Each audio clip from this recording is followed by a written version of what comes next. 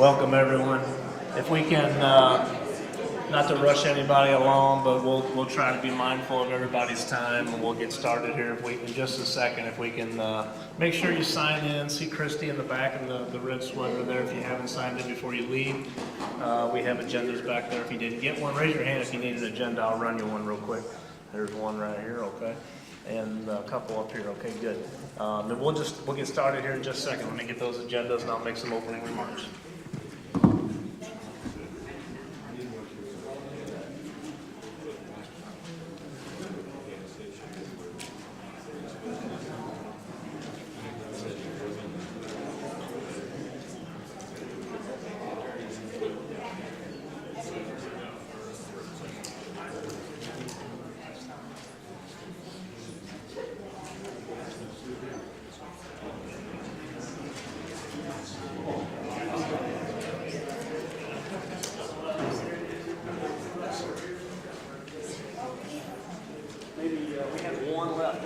So they're at a premium tonight. It might pay pretty heavily. Okay, well, let's go ahead and get started. Thank you very much for coming out this evening. I know we've got some weather pressing, so we'll be very mindful of everyone's time, but it's a great turnout. I mean, the turnout seems to grow every year to this symposium or this information session. My name is Doug Forbeck. I'm the Community Development Director for the city. We've got a wealth of very talented staff that's here in our Public Works, Stormwater, Building Department. So they're going to be making some comments on different parts of the program. We also have a couple of guest presenters this evening from the legal profession and from the community management profession. I'd like to make sure Alderman Mike Hayes is in the audience here. Thank you, Mike. And Alderman Matt Swanson is here, and also Mayor Guccione is here. So. The first thing is Meridian Waste is here to talk on recycling changes. So we have some staff members from Meridian. Thank you very much. And as we go along, let's just hold our questions to the end. If there's a quick clarification that's needed or something of that nature, that's fine. But if we have questions, just please write them down. Excuse me. There's some comment forms in the back too.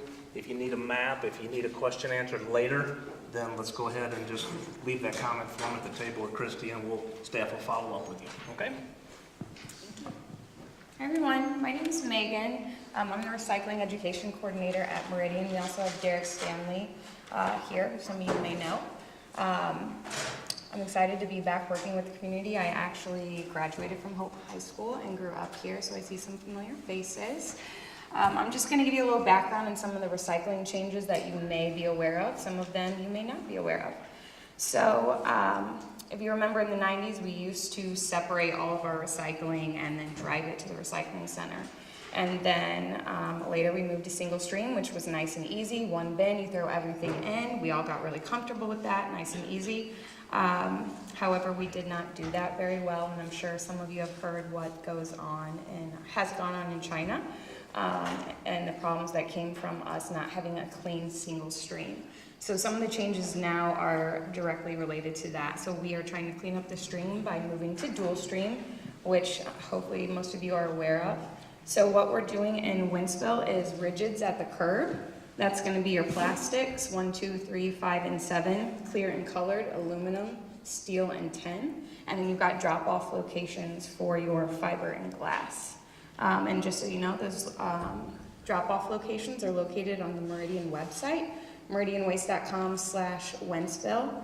And then I believe you can also find them on the city side, if I'm not mistaken. And let's see. So emails. So we're staying in touch via email, giving you guys some feedback on what we're seeing put in the carts. So has anyone had a green tag on their recycling cart? No? Okay. Yes. So that means something was in there that shouldn't have been. So we're going to keep doing that, giving you guys feedback from the route and let you know if something's in those bins that should not be. That will keep going on regularly for feedback. And let's see. Something that we could use some help in that we've noticed is a common contaminant in your cans is cardboard going in the wrong container. but also plastic bags. Those are not recyclable, so keeping those out of the stream is going to be helpful. Yeah.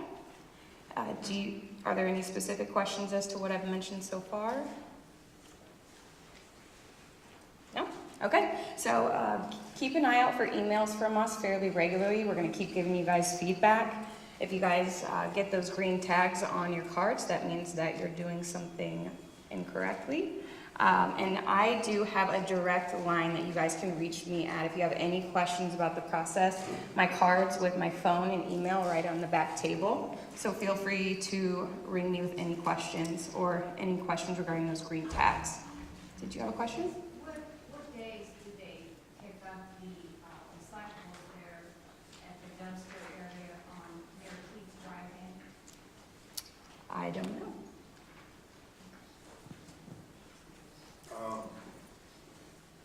Hi, I'm Derek Stanley. You're talking about for the drop-offs? For the drop-off, because you get there and you find they're completely full, and then you got to drag it back home again. Okay. And so through the holidays, we picked those up every single day and sometimes twice a day just because they were getting so much action. But if they're not being picked up frequently enough, we will check on that and we'll just increase the frequency on them, and if necessary, we'll add cans. They're picked up every day.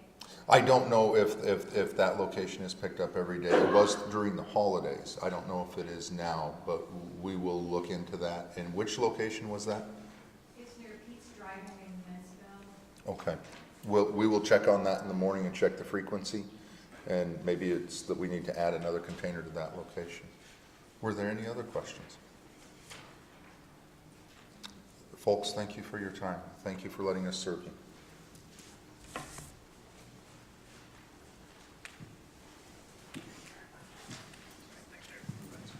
All right, thank you very much, Derek and Angela, I think was her name. The next item is rain, snow, ice, and everything. That's nice. This is a very bubbly, fun topic to start with. This is Jamie Page, our Stormwater Management Coordinator, and she will get into this topic and offer some information. All right. All right, thanks.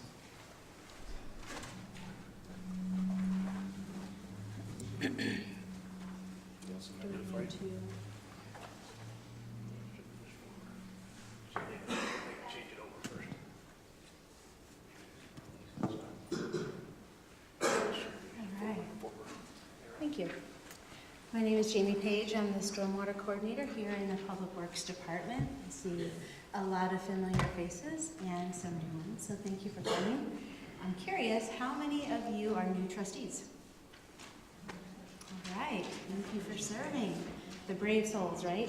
And how many of you are in subdivisions that are less than 10 years old? Are you in a newer subdivision? Okay, very nice. So oftentimes trustees and homeowners have questions about drainage through their yards, in the subdivision, and common grounds.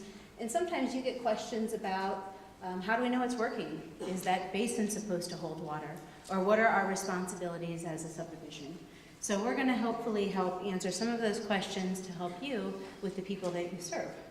So over time, the city, we can't control how much rain we get, right? But we do purposefully try to manage how runoff is managed in subdivisions.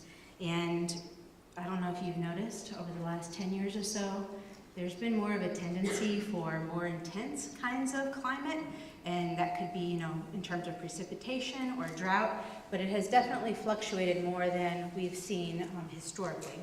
So in Wentzville, you might get questions about a yard that looks like this. And yes, in Wentzville and many areas across St. Louis, this is a common yard swale after a rain event. So generally, we have stormwater facilities in subdivisions that collect water in various ways and usually funnel it to a stormwater retention or detention basin, or sometimes to the creek.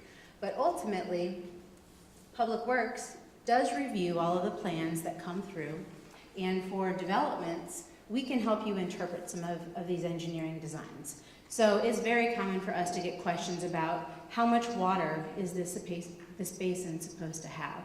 Or in terms of a yard, what you'll see with the yellow arrows are more about grading, if there's standing water in a certain area. So the grading is reviewed, and then the blue lines that you see are actually the storm drain pipes that are underground that collect runoff. And the biggest thing to remember is that, you know, we're part of a bigger system, so it's not just one yard. It's the whole development is treated and managed in a way to meet the city standards. And where it goes to that green boundary area, the stormwater detention basin, is typically, you know, the homeowners association responsibility for some functions. In the engineering plans that we review, in addition to the blue stormwater piping, we look at boundary areas. So the red outline, the dashed line that you see, is the drainage area boundary of all of the yards that are designed to go to a particular storm drain or a piece of infrastructure. So sometimes if finish grading changes might, you know, cause some concerns or pools, we can look at these engineering designs and see what the original engineering intent was for your development and help give recommendations. Overall though, the city does own and maintain all of our piped infrastructure, and the piped infrastructure is designed for a 15-year storm event, and that's about 1.5 inches of rain over a 20-minute period. If you stretch that out over an hour, it's designed to be able to manage about 4.5 inches in an hour. But as we've seen over the last few years, sometimes that intensity goes beyond what the pipe capacity is, and it is, the engineer that designed it did purposefully intend for there to be overland flow of water whenever the pipe system is at capacity. So you will see some surface ponding in yard swales, in street gutters, or near stormwater infrastructure until the pipe regains its capacity and can kind of catch up. A lot of times that should typically recede within 24 hours, and we certainly, you know, want to know if that's ever impacting structures. But ultimately, that is part of the design. Have you guys ever heard about basins? You know, have you ever had questions about your basins? So generally, if you have a dry detention basin, it's designed to fill up over time, and in a large rain event, it's common for it to even be, where's the pointer on here? There we go. Do you see that circle concrete structure, the outflow structure? It's common for water to even be up to a foot higher than that structure before it would drain out over time. And it's designed to fill up and provide temporary storage of runoff to help to manage downstream flooding from the development. Next question. Sure. This silt that, you know, accumulates in those, Mhm. and if it gets up high enough, it creates, you know, not the even flow of water in and out of the egress. Mhm. So responsibility of Wentzville, or is it homeowners responsibility? Great segue. So a lot of times we get that very question. It's very common. Over time, if it does fill in, if you have a dry detention basin, everything that happens in your subdivision, from your front door all the way down to the basin, anything that really all of our homeowners do, sometimes end up by the basin. So as far as the, let's see here, the outfall structure goes, the city owns and maintains the public piped infrastructure. So if it's blocked, if your basin is full and it's blocked and it's not going down, please call the city. We have a concern hotline. That's our job. And we certainly don't want residents, you know, going in and causing any safety concerns. Ultimately, though, the routine maintenance about keeping lawn clippings or sticks or mud, everything outside of that piped infrastructure, that is the property owner or the HOA's responsibility. Good question. So ultimately, annually, you know, the HOA typically does have the obligation for grounds maintenance, and that includes mowing. Up to 12 inches in height is compliant with the city.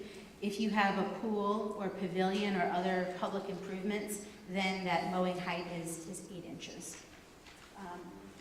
As far as trash or debris, and even sediment removal outside of the piped infrastructure, that is the subdivision's responsibility. And sometimes we get questions about the concrete swales, you know, from one pipe to the other. Those concrete swales actually are not city requirements, so subdivisions typically do clean those out from time to time. But generally, if it's something within the pipe, that is our responsibility, and that's when we want you to give us a call. Does that help clarify?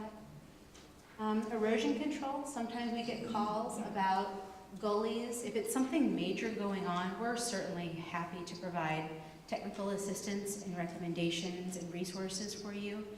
General erosion control is the trustee's responsibility, but if it's something major going on or a unique situation, certainly call us and we're happy to help.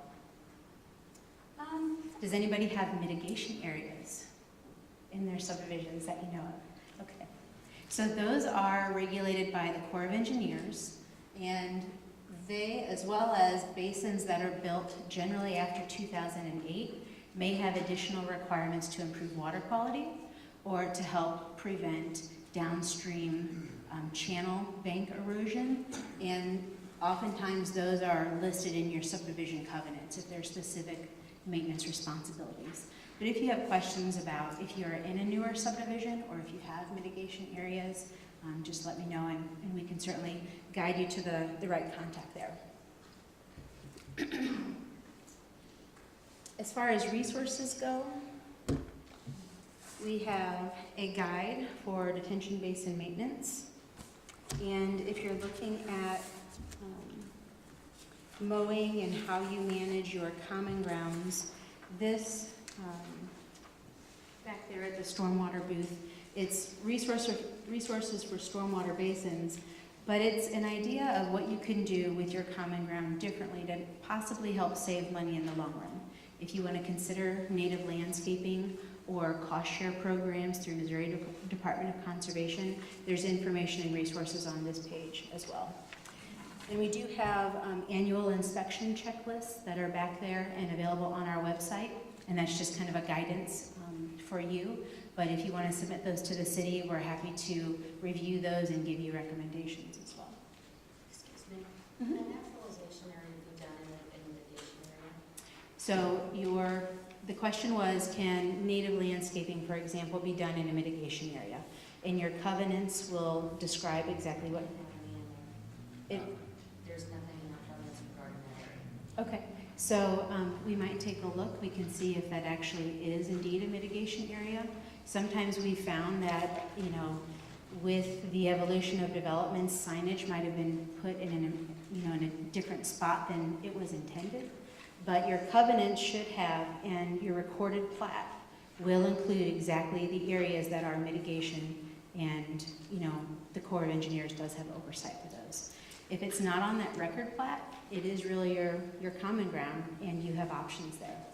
And the city, as far as native landscaping goes, our weed ordinance is what dictates that 8 and 12-inch height requirement, but we do have exceptions where if you want to do something differently, then you can submit a landscaping plan to us for review. And if that's approved with a maintenance plan, then that's an option for you to manage your detention basins and your common grounds a little bit differently. Okay? We have a situation where we have a covered pipe that runs through our association property, and then it opens, it's an open pipe then, and it runs down over ground, and it's eroding that ground where it is running now. Okay. And I don't think it's really even on our property, but how would whose responsibility is it? What it's doing right now is it's eroding a tree that I'm pretty sure is going to fall over someday. Okay. So the city has a concern hotline. It's 639-2121. And calling that rather than calling a certain department honestly is the best way to route those types of questions to the appropriate staff, regardless of what it is. But ultimately, that's something that we would probably send an inspector out, take a look at. And the city does manage typically we have like riprap or some type of erosion control at the end of the pipe. There is rocks. So that's something that we would take a look at what's going on, and if there's something that we can do to help, we certainly will. What was that number again? 636-639-2121. Great questions. Okay. All right, so Next is the rest of rain, snow, ice, and everything nice. And Sue Spiegel is the Director of Public Works, and she's going to help answer some questions and share a little bit about the city's snow policy. Well, thank you, Jamie. Good evening, everyone. Thank you for taking the time to join us this evening. It's a fabulous turnout. My name, as Jamie mentioned, is Sue Spiegel. I've been with Wentzville for a little over 5 years, and so I'm here tonight to talk to you about snow and ice control. Where did Jamie? Do you have a button?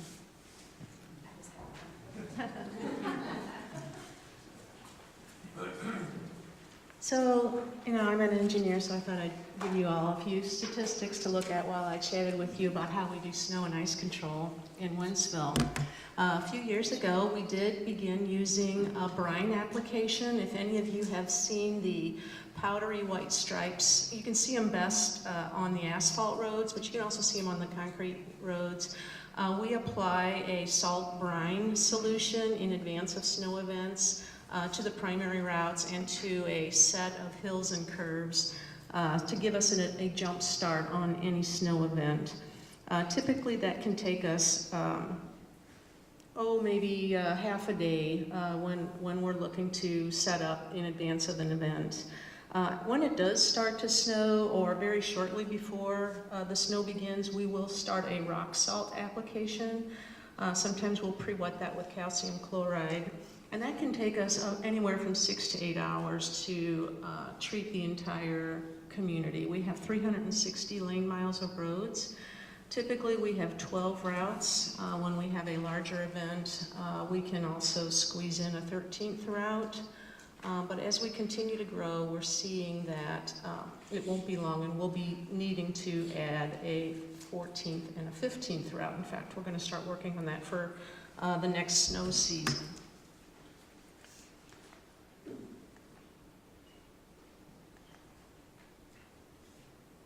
Okay, so did you guys see this salt by season? So you can see in our 2018-2019 season, which is the one we're in right now, we've experienced 10 events so far, and those events have totaled to just a little more than 25 inches of snow, and we've applied more than 1,500 tons of salt to our city streets. One of the challenges that we have is when the temperatures get really cold, like in the near zero or the teens, the single digits, the salt application doesn't work as well. And sometimes we have to wait for the salt to activate when the sun comes out, maybe the next day, and helps to warm up the pavement and melt the snow. So one of the things that I always want residents to realize and understand is even if they've seen a salt truck come through and a plow, particularly when it's really cold outside, the pavement is still slick and you still have to drive with caution. So this is pretty much the same number of inches of snow at the top, and just so you can kind of see what our total cost is, we're an in-house operation. We haven't contracted out our snow services. So we use Public Works employees in water and wastewater come to help, Parks employees come to help, community development employees. We all hop in snowplow trucks, and I don't know why that's jumping. Thank you.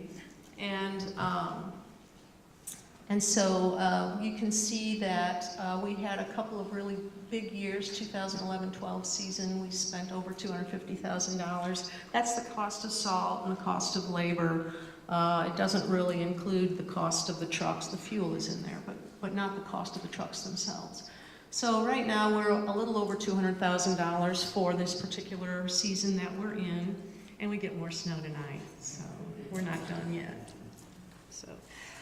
Just a few things about how we plow snow. While it's snowing, the trucks are just doing an in and out. That means one lane open both ways. Typically they'll go twice around the cul-de-sac, but they're not clearing curb to curb. That work starts after the snow stops. And so we have over 500 cul-de-sacs, and so when we do have a large event, it can take us quite a bit of time to get to the curb-to-curb clearing process. We've had at least 2 of those this year. We had the 12-inch event in January, and we had a 7-inch event last November. So it always helps to remove cars from the street when there's snow forecast. A lot of communities do it, have an ordinance in effect that 2 inches of snow, they ask that you not park on the street. Here in Wentzville, the way it is done is typically at the point where it's forecast to be 5 inches or more, the mayor will issue a warning asking for residents to remove their cars. In fact, it becomes a requirement for residents to remove their cars from the street when major events are forecast. Of course, our plow drivers always appreciate it if you remove your cars because it makes it easier for them to get through the subdivision and on to others. So we like to get feedback from our residents. We try to do that with a snow concern and a pothole concern feature that is available on our website, and I believe they also post that link on Facebook through social media. What we do with that information is as we get to a place where we feel like we've been through all of our routes one time, we check those snow concerns to make sure that we haven't inadvertently missed a street or a cul-de-sac. And then certainly if those are areas that need a little extra care or treatment, we do our best to get back to them as soon as we've met the in and out process for everyone else. And then potholes, they always come with snow. The freeze thaw does it to us every year, and we do appreciate hearing about them. We want to get them filled as soon as we can, so the pothole concern button is what we use to communicate with our residents that way. Anybody have any questions about snow? Yes, sir? I've got a question. You talked about potholes. Can Wentzville intervene for us with MoDOT? North Outer Road from North Point Prairie on east, there's some bad spots in there. I called MoDOT last year and we started making a good repair. They just threw some rock in it. It's all washed out. It's a good 6 inches deep and it's about 6 inches back into the blacktop. Anybody hits that, their front end is gone. Okay, so this is on, did you say on North Point Prairie? North Point Prairie. Not North Point Prairie. North Outer Road. Between North Point Prairie and West Pierce. Okay, yes, and I think that's the piece, Doug, that ultimately is going to become Wentzville's, is that right?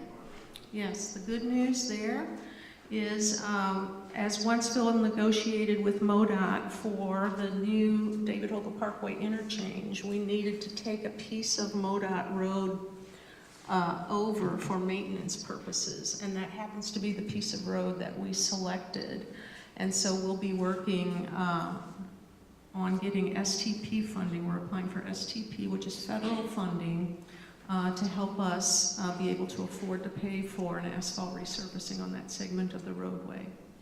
Because MoDOT was up there last year repairing one pothole, and instead of driving and fixing them all, that's all they did. And that one bad one, like I said, if anybody hits it, it's going to cause an accident. Yeah, I am sorry to hear that. MoDOT, they are a bit understaffed for the amount of pavement that they are required to maintain. We do our best to assist residents communicating with MoDOT. MoDOT does have its own concern system. It's online. If you're interested in doing that, calling them sometimes works just as well. But if you would prefer to send a MoDOT concern to us, we will also provide that information to them to make sure and do our best to communicate with them and make sure they get out there as soon as possible. I appreciate it. Thank you. Okay, any other questions? What is your annual budget for the snow season? Well, right now we're sitting at about average. If we spend a little bit more than, I would say it's under 200,000. When we go over 200,000, we're really spending more than we hoped.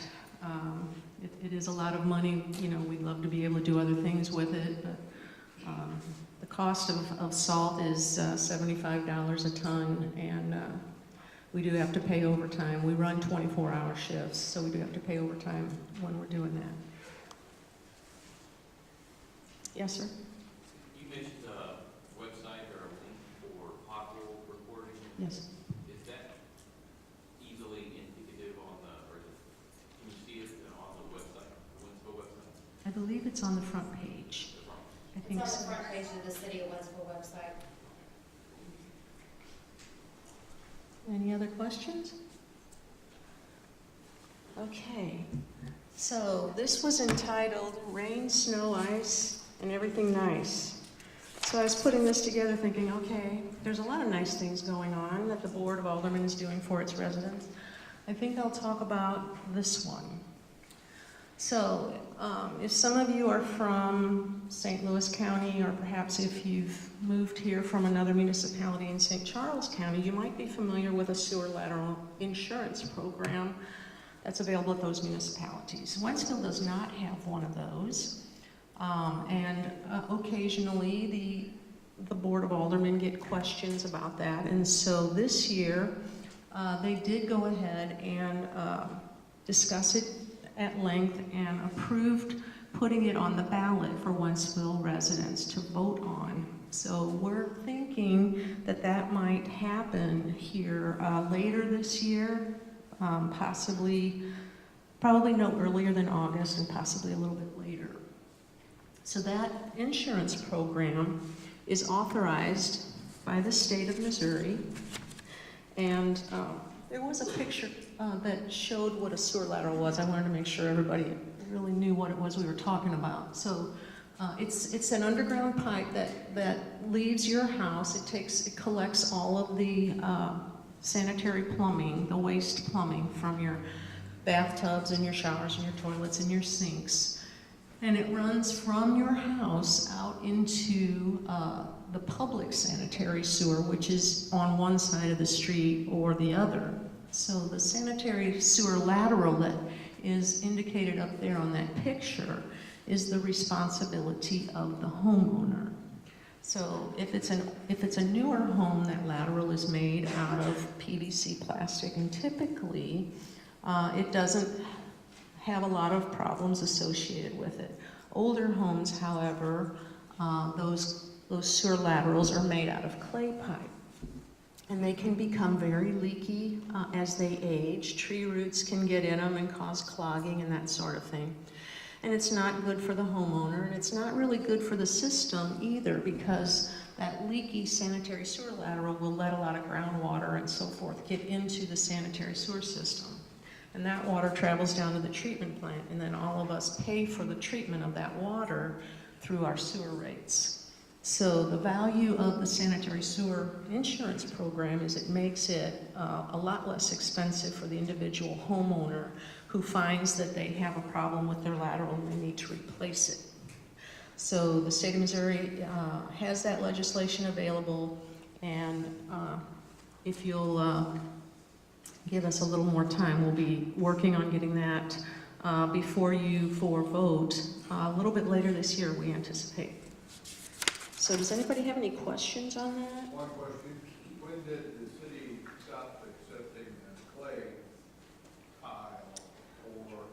I believe that was in the 70s. Okay, great. Yes. And just a comment, homeowners insurance does not cover that. Typically, no. You know, and most policies I've ever seen does not cover that exposure, so that pipe breaks, and you have to pay for it to be dug up, and typically you see about $5,000 what the typical cost is, to have somebody come in, dig it up, and re-put it into the pipe, so it's just a. It can be even a little bit more than that. Sometimes it depends on if the sanitary sewer public main is on your side of the street or if it's on the other side of the street. We have heard that actually it can cost maybe around $8,000 to $10,000 in some cases. And so those are the types of program management features that the Board of Aldermen has been giving consideration to. And so they're looking at a repair program that would cover about 95% of a $10,000 repair. Is there any other questions on that? Yes, sir? My question is about the snow. What is the HOA's responsibility as far as our parking lots and or sidewalks that are on the common ground? Do we have a responsibility to clear those? So in the city of Wentzville, there is not a requirement to clear sidewalk. So some residents who have moved here from other municipalities may be familiar with other local regulations that do require that to be cleared. Now, if you happen to have an HOA parking lot where there's a building there or your residents need access, that would be a private matter, and you'd want to consider probably retaining the services of a company to do that for you. I understand our responsibility, but we have to, I guess is my question, a parking lot that's used for pool or playground, we have to clear it. I am not aware of a city ordinance that would require that.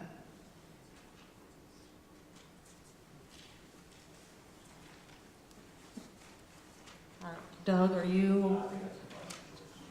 Okay. I know it's in my adventure saying that we're responsible for fire, but we do not have you shall. So your subdivision indentures may say that it's a requirement. Page, it says they're saying that our HOA is responsible for repair the sidewalks, but we don't have to remove it. Right, so it probably does vary slightly from one subdivision indenture to another, so you might want to refer to your subdivision indentures for that.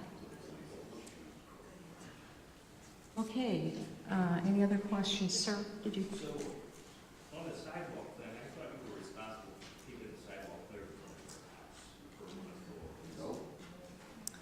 the house. Not in Wentzville. There is not a specific ordinance that requires you to clear snow and ice from your sidewalk in Wentzville. That's a question that we got a lot of that question this year after the 12-inch snow.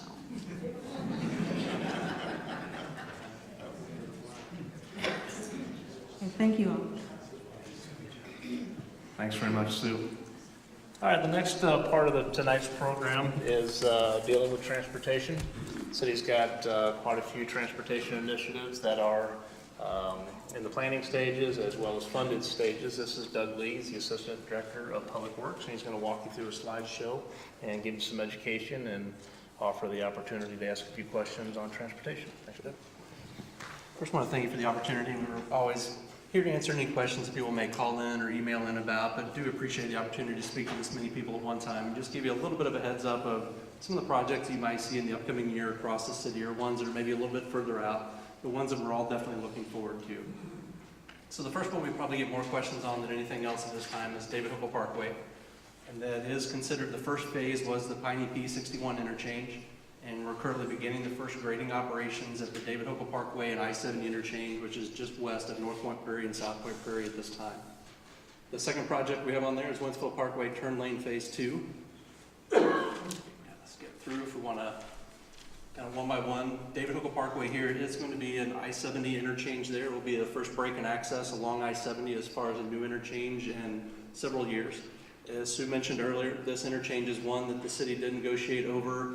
It's going on about 17 years now, give or take a little bit, since we started the process with Federal Highway and with MoDOT to be able to construct the interchange.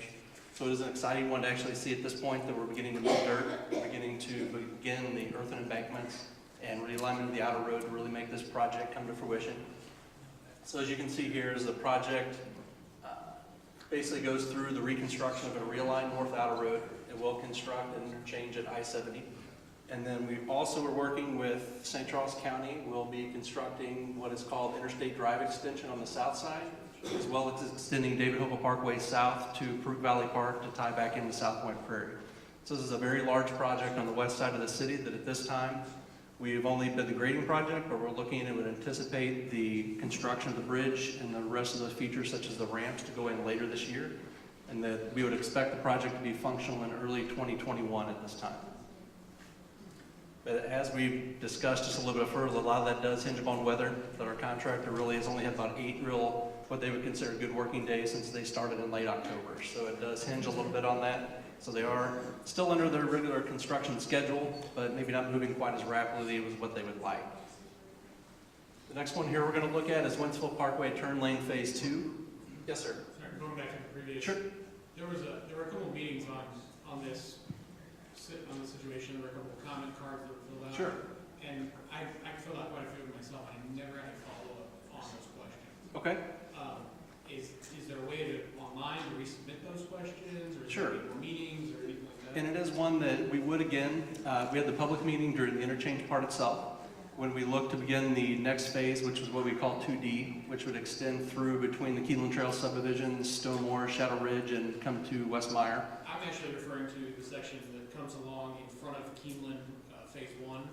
Okay. Where your pointer is. Okay. And I had quite a few questions about that. I live in Keeneland, phase Okay. 1, and there was, at the time, when the presentation was made about A, B, and all of this, Okay. there was a portion that was, they were talking about, cutting off the outer, or the Goodfellow to make this turn, and there was a lot of talk about us going out the backside of phase 1. There is no backside of phase 1. Phase 1 goes in and it comes out of one spot, and they were going to cut that off during construction, and then they were like, oh, I didn't realize that you couldn't just go through phase 2, because the land that you have purposed for 2D. Correct. There is no access, and basically what there could be during, they've already begun some of the realignment and work here. There'll be some intermittent, basically one lane at a time access that could be disrupted during that time into the subdivision. And the contractor has the full understanding that full access has to be maintained to both phases of Keeneland throughout. So. Because they have torn up quite a bit right at the Sure. entrance and create, actually, I was going to put in submit for a pothole. They created a pothole. Okay. With some of the work they did, and it's getting larger as the winter's going on. Okay. So. Yeah, if you want to use that concern system as the same way, then we'll track that and get it to the specific project manager who's in charge out there and work with the contractor on it.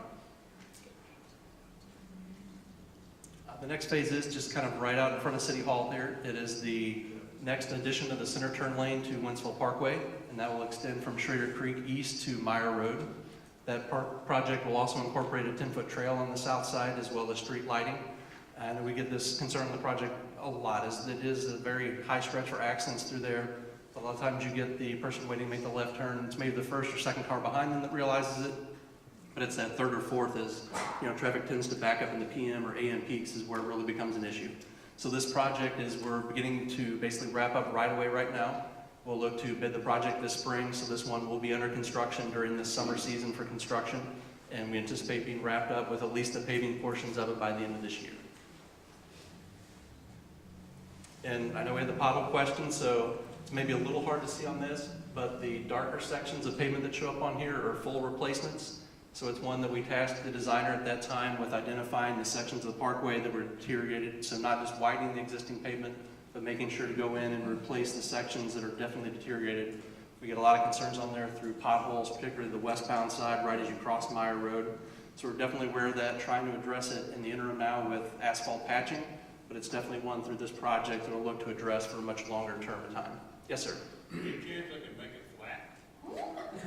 It is. So that was actually one of the tasks the designer was set with, was to, I think I've answered that question on the radio a couple times too, is that we get that question typically. And what was done is it was designed with the Meyer Road Fox Run as the through street instead of Wentzville Parkway. So whether that was done just based on not knowing what the traffic volumes would be, but it's one that we've tasked this one to try and do smooth that out. And while because of drainage issues, it won't be as if it was completely smooth in design, but is one that should be smoothed out somewhat during this process. I thought they did a great job on all the other parts they've already done. It looks fine and everything. It's just kind of... Appreciate that.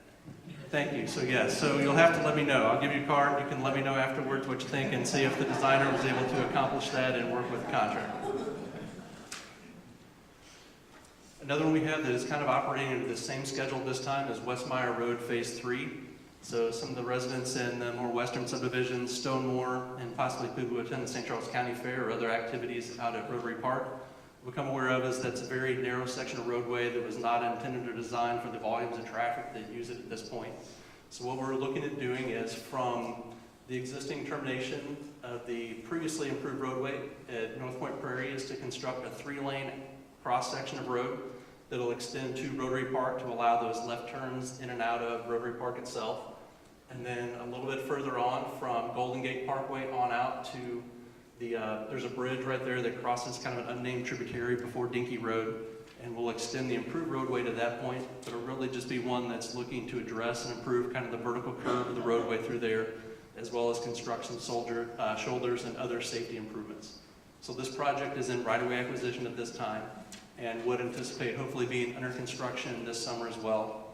And it's one that the engineers worked out what they feel a good schedule is and a staging process for the roadway work, but it's also one that the successful contractor will be tasked with ensuring that They have access to Rotary Park during the county fair and things like that. So this project is one that hinges a little bit on construction, staging, and timing as being important, but it's one we're excited to see moving this year as well. Another very large project we have moving at this time that's just now starting in the design phase is Wentzville Parkway South Phase 1. And what this is it is really a project we're excited to see because it provides several benefits. It's one of the things that the city can actually do to help improve safety along I-70 as well. So what it is, it's looking to eliminate, there's two very closely stacked signals there at the ramps on the south side of Wentzville Parkway in adjacency to the Veterans Memorial signal. So what this project will do is eliminate one of those signals, and then it will basically allow for, in particular, the AM peak to make this free right turn movement. So you'll go west, use the bypass and the roundabout, and then back onto I-70. And what it also does is allows us to extend that acceleration lane about 1,200 feet prior to the railroad viaduct. So you're basically allowing cars a much greater area to accelerate up to the I-70 speed before they hit that obstruction with the railroad viaduct and the curve at that location. So we'll not only help traffic flow by eliminating a signal, but also hopefully improve safety along that stretch of roadway as well. And then as everyone's probably familiar, you've seen the second one here, but the Super8 Hotel is no longer there. So that was a property that was acquired by the city with the help of St. Charles County Road Board for funding of that. And that was really done in anticipation for extending Wentzville Parkway south down to Interstate Drive via a grade separated bridge over the Norfolk Southern Railroad. So this is a very large construction project, but one that really is critical as far as north-south transit across the city and really allows a better utilization of Interstate Drive as a way for residents and visitors to the community to get from one side to the other without basically being held up by the railroad tracks and other impediments across the city. So this is one that right now these two projects will be designed at the same time. We're advertising right now for consultants, and it's one we would anticipate. We have federal funding on the first phase, so that's going to a little bit of the process. We have a lot to get through with Federal Highway as far as being able to change those ramps and access points, as well as coordination with MoDOT throughout the process. And then the second phase, the bridge over the railroad, throws another entity in that we have to negotiate with, and definitely takes time. But what we're hoping for at this time is to really go into a 2019 design. We would use 2020 for a pre-construction year as far as utilities and coordination. And then would anticipate phase 1 going into construction in 2021, with this project probably falling a little bit behind in about 2022, as far as letting that first phase get moving before we go into this project. This is kind of an exciting project that it's not, as far as on scale, doesn't look as big or as large as Wentzville Parkway South or David Hooker Parkway, but it's kind of one of those fun projects that spun off the Wentzville Downtown Transportation Revitalization Study. And what it is a way to try to improve traffic flow in the downtown area.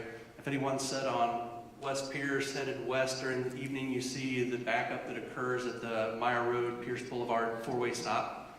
And that's one that looking to signalize that intersection as well as make some improvements to the turn radiuses and really just allow for better traffic flow through there. So this is kind of one of the first steps or one of the first projects we're looking at to implement from that study that helps improve and really facilitate greater transportation and traffic flow downtown, and the older sections are in downtown Wentzville. So this project is being designed by in-house staff at this time. We're set up for a little bit further out. We're looking to accelerate this project to try to get it going in the next couple of years. Again, this is the downtown preliminary design. We had several public meetings and presentations to the downtown committees as well as the board on this project. It's one that a lot of people maybe are familiar in the room that at one point the city was looking at going to one-way pairs. That Pierce Boulevard would be a one-way westbound and then Allen would be an eastbound one-way. So what we really wanted to do through this study was kind of re-envision what that could be and see whether that was really the most efficient and the best means of transportation in the downtown part of the city. And what we basically came about through this process, through a lot of public involvement, a lot of public input, and then worked through city staff, elected officials, and through the designer, was really looking at a way to improve traffic flow in the downtown, generate additional parking using Allen Street, as you can see here, is just a way to generate a lot of additional parking for businesses downtown.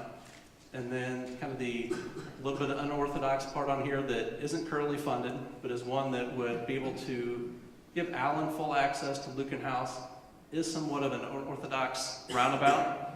wound up being the peanut roundabout is what they wound up calling it. So there were a lot of other names before, but it came up a little cleaner. It wound up being the peanut roundabout.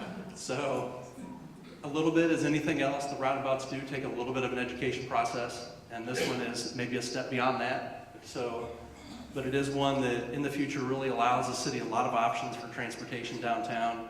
You can see here it provides the possibility of a slip lane coming off of 61 southbound in order to get to downtown Pierce. So that's maybe a little bit of a much larger project than what we looked at here, but at least provides an opportunity for being able to look at that in the future. What we have right now that we're looking at is we're basically beginning the first phase of design that will go into possibly looking at construction in 2020 or maybe 2021. And that would be the Allen Street improvements. And it would be going from just a block west of Lynn Avenue and then extending through down to about Locust. So looking at really kind of a streetscape that would follow what we've done downtown along Main Street as well as Church Street. So really just trying to enhance the pedestrian access to the community, additional lighting, and really looking to upgrade some of the facilities that have been on that side for quite some time. Another large project that at this point is just coming to a final design over the next 30 days or so. It's going to be the full design of the Highway 61 Western Outer Road. And this is broken out into 2 phases right now.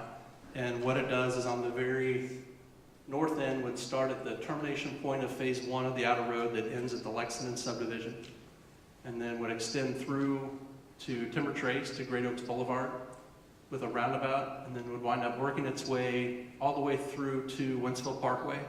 It would come out kind of across what people may realize is the area where the city shoots fireworks off right across from Progress Park. So the road would basically terminate looking right across from the goalpost of the football field. But what this does is it uses a lot of the existing Granville Drive that MoDOT has broken up segments of Old 61 through there. So really the city's design is trying to use as much of the right-of-way as possible. But the real need is with the safety improvements along Highway 61, the access has been greatly limited. So if you have any residents in Timber Trace, we are definitely aware and have heard and have talked through a lot of the process that it's now about 1.7 miles north in order to go back south to get home at night if you're headed northbound. So that's one we're definitely aware of. The city's working on a couple different options to help address that. And this is probably the larger option to look at. It's one that's a very large project from a dollar standpoint, and it's one that the city not only would need cooperation with St. Charles County, but hopefully MoDOT, possibly federal highway funding to be able to bring this project to fruition. But it is one that will wrap up design this year, and then hopefully with that we'll be able to make applications to MoDOT because their maintenance facility is also impacted by this area. So hopefully this is one that we're not just talking about a design, but hopefully in the next year or two we're able to actually begin setting up the construction process for this important roadway. So looking at current grant applications, we start with West Pierce, is one Sue mentioned before. This is a roadway that the city did. As part of MoDOT maintaining the new David Hooker Parkway interchange, we had to exchange something of what they consider a fair and equal value for long-term maintenance. So what the city is going to do is MoDOT will relinquish the north outer road to the city. So from David Hooker Parkway east to our existing termination point at May Road, the city will assume the north outer road. And what we have done at this point is we've submitted, as you mentioned, an STP application, East-West Gateway. And what we would look to do is to do some deep patchwork, deep repair of areas that are deteriorated significantly, and then look to do a mill and overlay of the full roadway, as well as some addition of aggregate shoulders for safety through the section, and also look at the extension of anti-glare fencing at some locations, such as North Point Prairie Road, as well as those close subdivisions coming up, so you can help differentiate between outer road traffic and I-70 traffic. So this is one that we'll look to try to move through. The process is it's on the 4th year for construction, but it is one that hopefully is successful. If anyone wants to give feedback to East-West Gateway, they have some information on there too. There'll be a public hearing process that comes up here in a few weeks for that. But would encourage anybody to get out and provide some comment and feedback on there. The meetings are typically O'Fallon or St. Peter's, so maybe not this far west, but any encouragement that we can give East-West in the process as far as public support for these projects is important. Another one we have on here are Piney Road safety improvements. So this is one that city's trying to get ahead a little bit of the Piney P61 interchange being completed. looking to improve again that kind of old 2-lane asphalt road section that was not intended for the volumes of traffic that are coming in. It's a one-lane road. It's about 20 feet, yeah, so you get about 2 10-foot lanes and the curves are maybe closer to a 1-lane curve. So what we are looking to do is to soften. The city does have right-of-way, you can see, to the one side that's cleared and mowed. So looking to address those hard horizontal 90-degree curves, as well as a shoulder treatment through the roadway itself. And then again, resurfacing the roadway once it's complete. What about also like a sidewalk from those subdivisions right there to the water park? Where that S-turn is, there are 4 subdivisions right there around that S-turn, and there is no sidewalk to get to the water park. Would that be included in a roadway improvement? What we've done at this point is looking at some limited connections of sidewalks from kind of the Piney Woods subdivision to get through to Willows on Piney in there to make that connection. It's a little bit limited as far as right-of-way ability to work it all the way back along Piney Road, but looking to try to provide some connectivity to utilize those internal subdivision streets for access. So it is one we're looking at trying to get some connection in there. And then it's a little bit too difficult as far as looking at what we envisioned for the roadway. I think maybe a long time ago it was the 3-lane Piney Road all the way out to Highway 61. A little bit of the balance to that is that, is that David Hopewell Parkway comes through the Basin, Hannah's Ridge subdivision, and kind of parallels Piney Road as well. So it's a little bit of that balance of deciding what size project is most efficient. And it's one where maybe spending the dollars to completely widen Piney Road isn't necessarily the right thing to do if David Hopewell Parkway is going to parallel that. Next question. So do you have a diagram? And I'm sorry, I apologize to everybody, but I live right there. So Sure. do you have a diagram of what actually the Hopewell Parkway from 61 on the north side of town is supposed to look like, or what the drawings entail? Sure, and that's one where I could definitely get with you afterwards. On the city's website, under Public Works, Engineering, Project Updates, there's a David Hopewell Parkway General Information folder. Okay. And there's a whole plethora of information on there as far as all the access justification, environmental documents. They do have some different information we can kind of weed through them there and show you what some of the anticipated cross sections are. Those are really conceptual at this point based on that kind of high-level environmental look at it.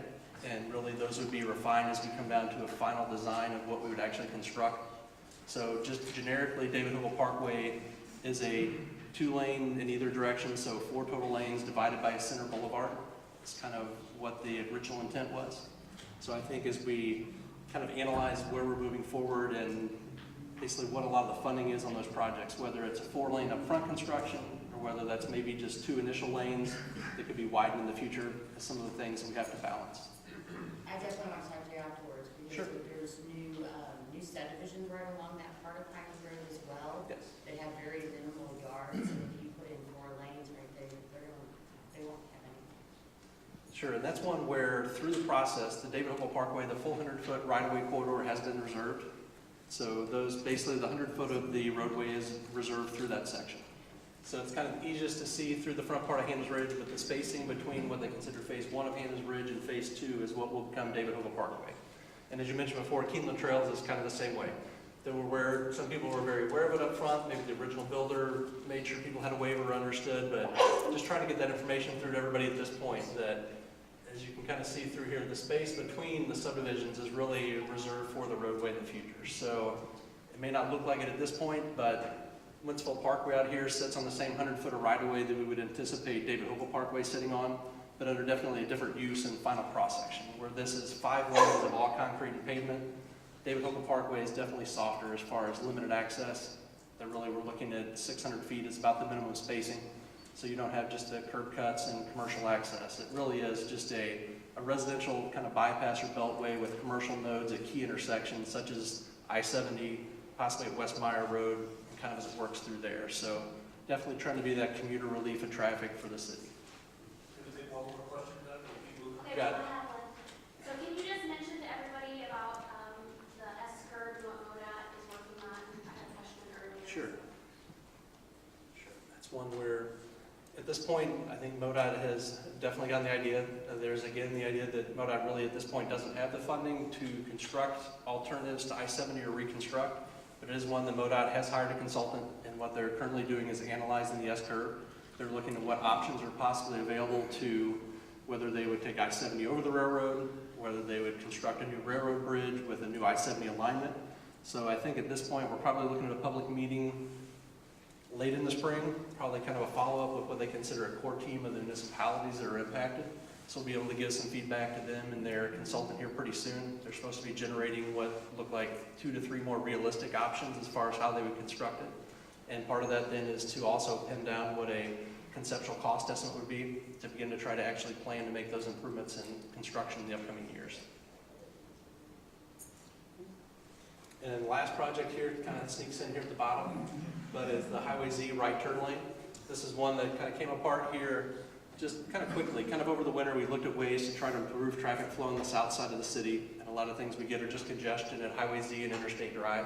We're aware that in the mornings that can back up all the way to almost to Stone Meadow subdivision, definitely through Brook Hills Estates and some of those others along there. So what we're trying to do is it's not a lot of space, it's about 430 feet, give or take, but allow for a designated right turn lane to give people the option in the AM peak to be able to use Interstate Drive to head eastbound instead of getting to the Highway Z I-70 interchange. So anybody using 64 could use that as an alternative. We'll kind of feed off at the St. Charles County could look for any support at the East-West Gateway meeting as well, as they've submitted a STP application to improve kind of that last final section of Interstate Drive that is currently under MoDOT jurisdiction. If anybody's aware, the county completed through DeQuay Ridge Park. It's a 3-lane wide concrete cross-section, and then it just drops off immediately to a 2-lane asphalt. But I think we get more concerns on that section road for condition than we do just about any other roadway. So that is currently MoDOT road, and via this county project, they would assume responsibility for that section of roadway long-term. But it's one that they would reconstruct that as well as a roundabout at the intersection with Duello, Prospect, and Interstate. So it really just helped facilitate that traffic flow there instead of a 2-way stop. So that's kind of the projects that we have upcoming here in the next 3 years is kind of the time frame we operate on, and we're more than happy to answer any questions. We will have a half hour at the end of the program here for questions on any topic, so I know that you had one, sir. But also, I wanted to just make sure that you heard my comment earlier tonight. We do have some comment forms back with Christy at the table. So if you've seen a map tonight that you want, if you want a copy of the PowerPoint presentation, if you just have a question about stormwater, if you have anything that you'd want to ask the city staff, please just leave us a comment. Either give us an email address and name and phone number. We'll be happy to jump on it and get right back to you, okay? The next piece of the program we have is our panel discussion. We have 2 professionals here with us tonight, Linda Schweppich, Community Management Representative, and then also Stephen Davis with the law firm of Carmody McDonald. So, Linda, or both of you want to come up, or however you want to do it? So thank you, Linda. I'm not sure about speaking in this. Yeah, you can use one of those instead if you like. Okay, I think I'm going to do that.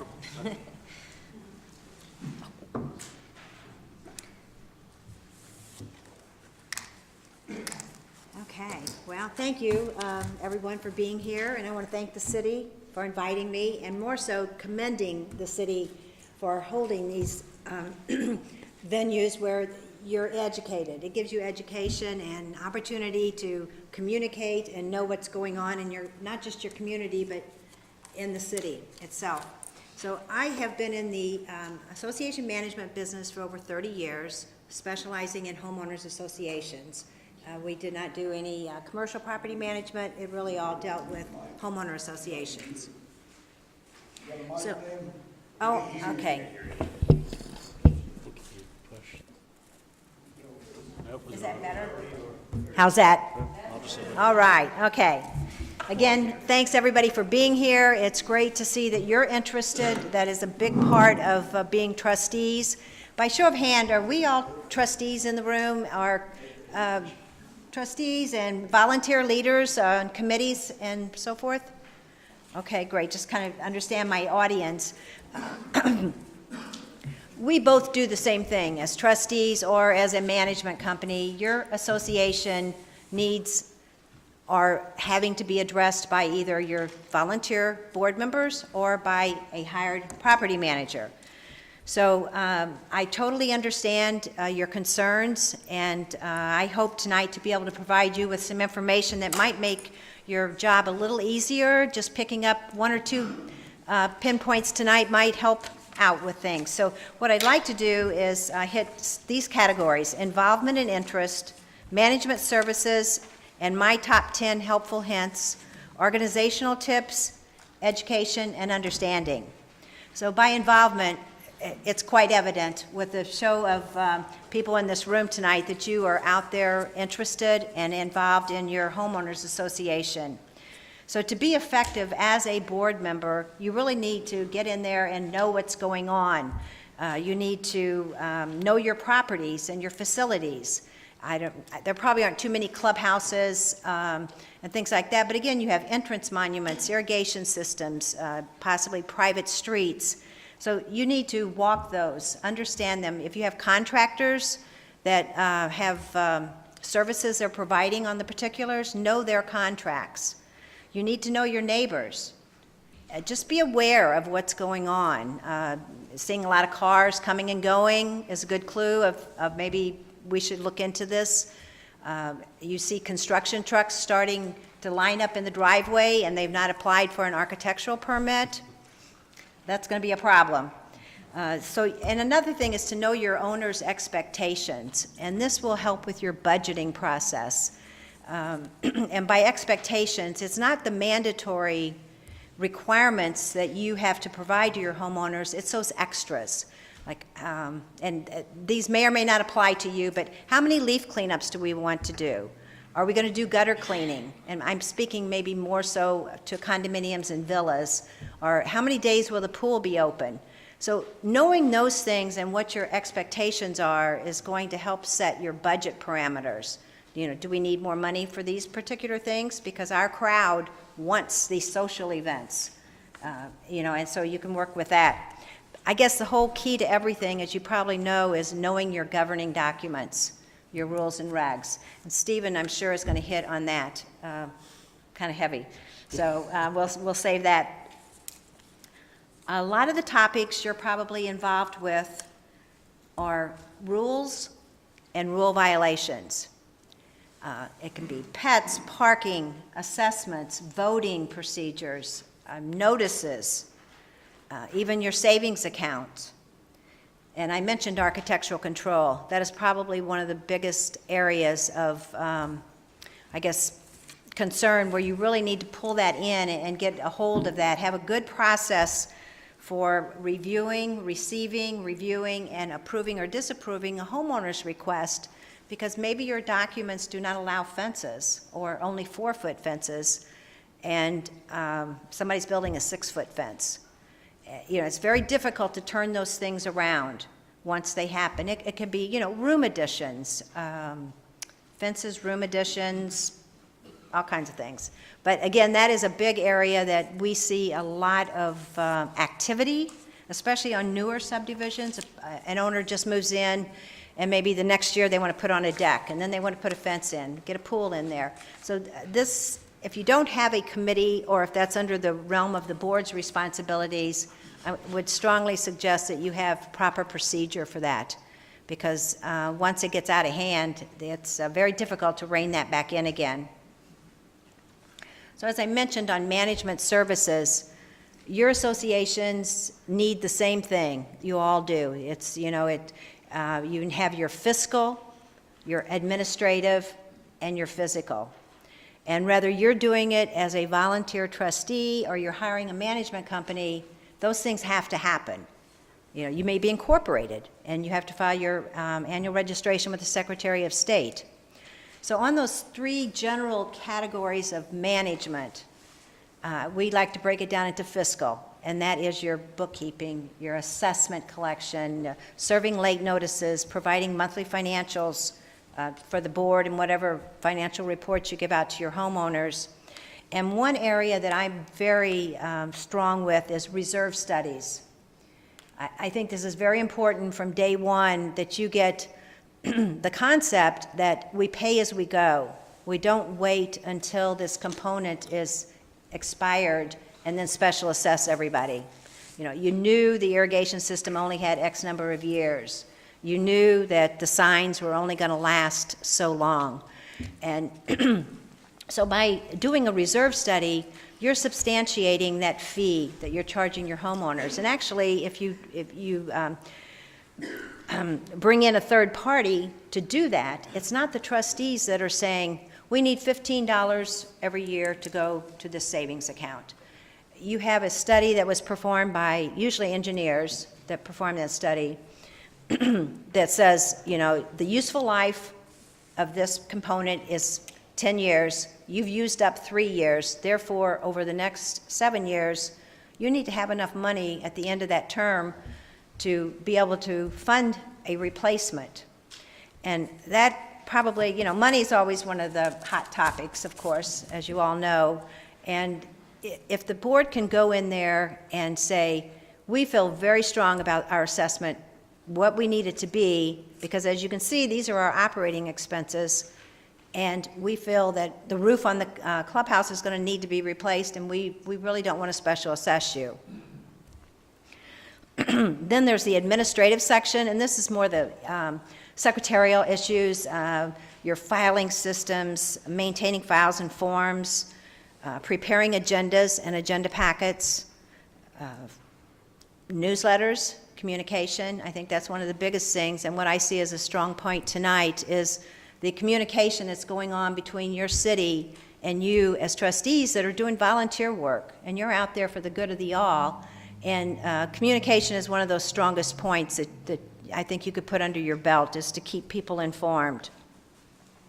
I think handling the architectural request would fall under this administrative section. Anything that's the liaison between a manager and the homeowners and the board, you know, that office procedures type things. And then the physical is the actual property itself. It's your components out there on the property, executing work orders, be it preventive, seasonal, or repair, that you inspect the property, as I mentioned earlier, know the property, know when things are failing, and you know, try to be more of a preventive than a patch and a quick rush on fixing things. Obtaining proposals for needed projects, either not just projects, but the lawn mowing. You all have common ground, I'm sure. What they talked about, periodic cleaning of your detention ponds, cleaning those tops off, and just taking care of the physical components of the property. So I would like to share with you what I consider my top 10 helpful tips. I've got some papers in the back, I think that if you want to pick one up, but I'm just going to read a few. And hopefully, if you walk away tonight with 1 or 2 ideas, hopefully it helps your job a little bit. Build a binder and put your legal documents, your rules and regs, your policies, minutes, budgets, maps, inventory, reserve study, etc. Then you go to your board meeting, you have all of your information. You can refer to it quickly, you don't have to defer it to another meeting. You can open up a map and talk about, you know, things. A policy handbook. That way you'll keep track of decisions so that you can use it for future applications. You don't have to start digging and researching back through minutes. Well, how do we decide we're going to set the parameters for this policy? Even a late fee policy, that, you know, that's a policy, if it's not already spelled out in your documents. Your rules and regs, if you can publish those periodically, maybe once a year. There's nothing like reminders. You know, it's, I didn't know that I had to ask to put up a fence. So, you know, if maybe once a year, along with your assessment, you mail out those rules, depending on, you know, 1 or 2 pages what you have. But again, the communication and the information to the homeowner will go a long way. Your board meetings, maybe you want to schedule them for the whole year. The first Thursday of every other month. The fifth, there's probably not fifth, the fourth Monday of every month. That way, it's planned, and you know to put your personal schedule around that. That's sad, but, you know, there's no excuse then. Everybody knows, oh, our board meeting's coming up. And you don't really have to flip calendars around, or people say, oh, I forgot my calendar, I can't schedule. So then you're trying to round up 3 or 5 people after the fact, which is difficult. Your agendas, strong recommendation that you get those agenda and informational packets out 1 week prior to the meeting. I would cringe when board members would walk in and be opening their packets up as they walk in the door. They hadn't looked at the financials yet. They hadn't reviewed the agenda. And there's probably things that you should go and look at prior to the meeting. An owner's request to have a tree removed, or, whatever the request might be. It's dark outside usually when you're meeting at night. You're not going to go out there and look at it then. And you'll have time, to read the previous minutes, review your financials, and it'll make your meetings go much smoother, and decisions can be made and not deferred.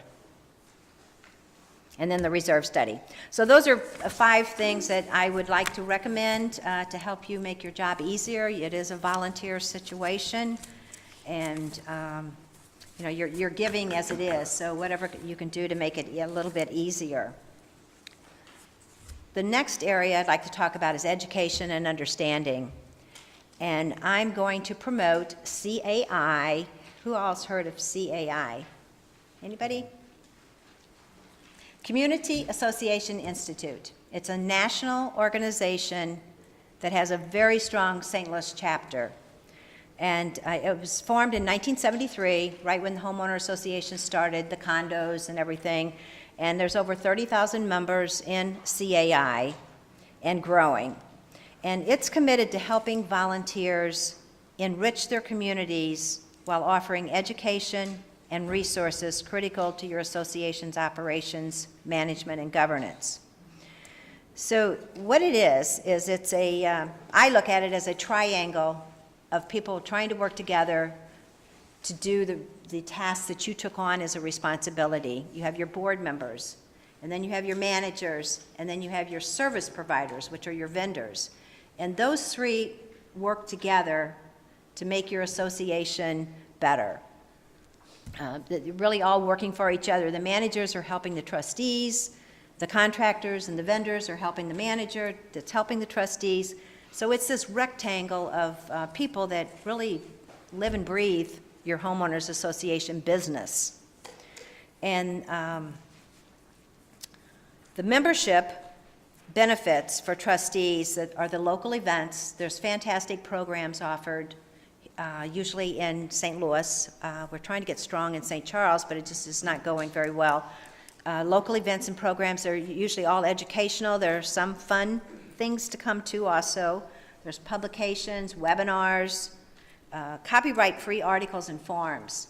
Like you're just sitting there and you can't quite get this letter going, that you can go and look at some of these samples and help you with that and actually pull forms.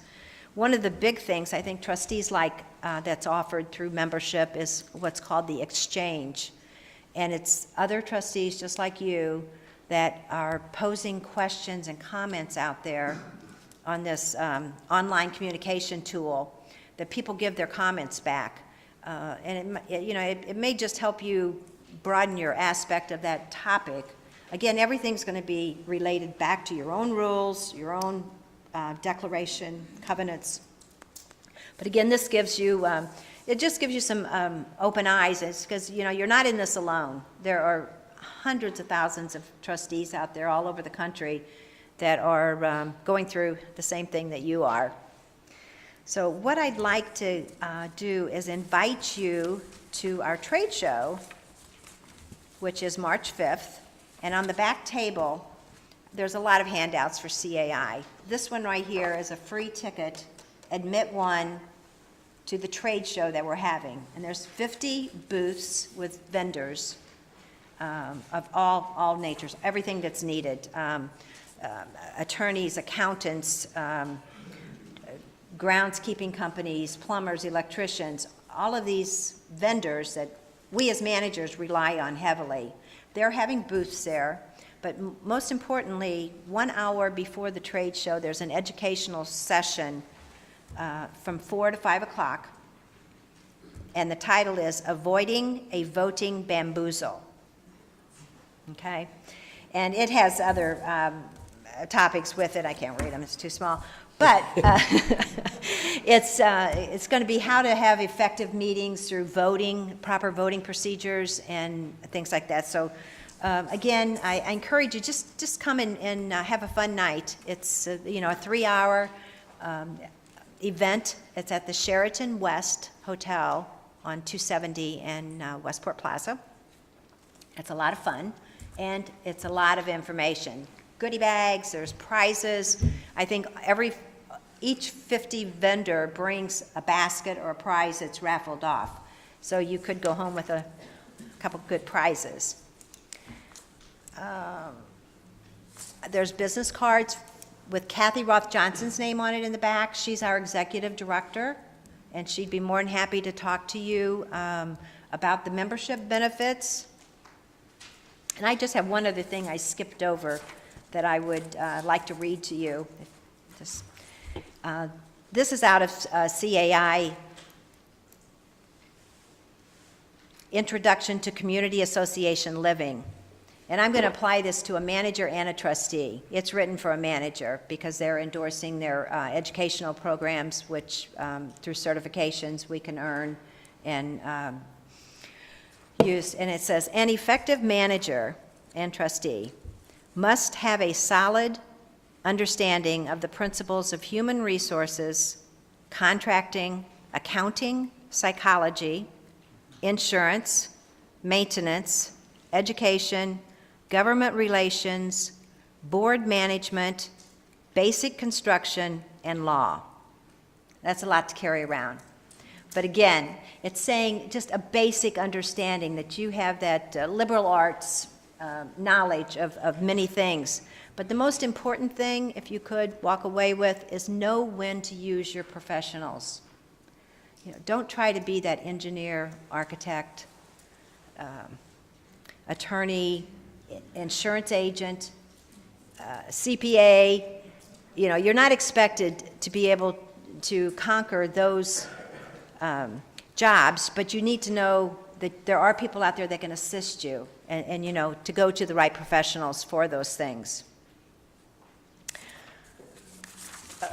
Hopefully I didn't talk too fast and fly through too much, but there are lots of brochures back there. Share the community, and this is a good one. CAI Press, there are hundreds of books that they publish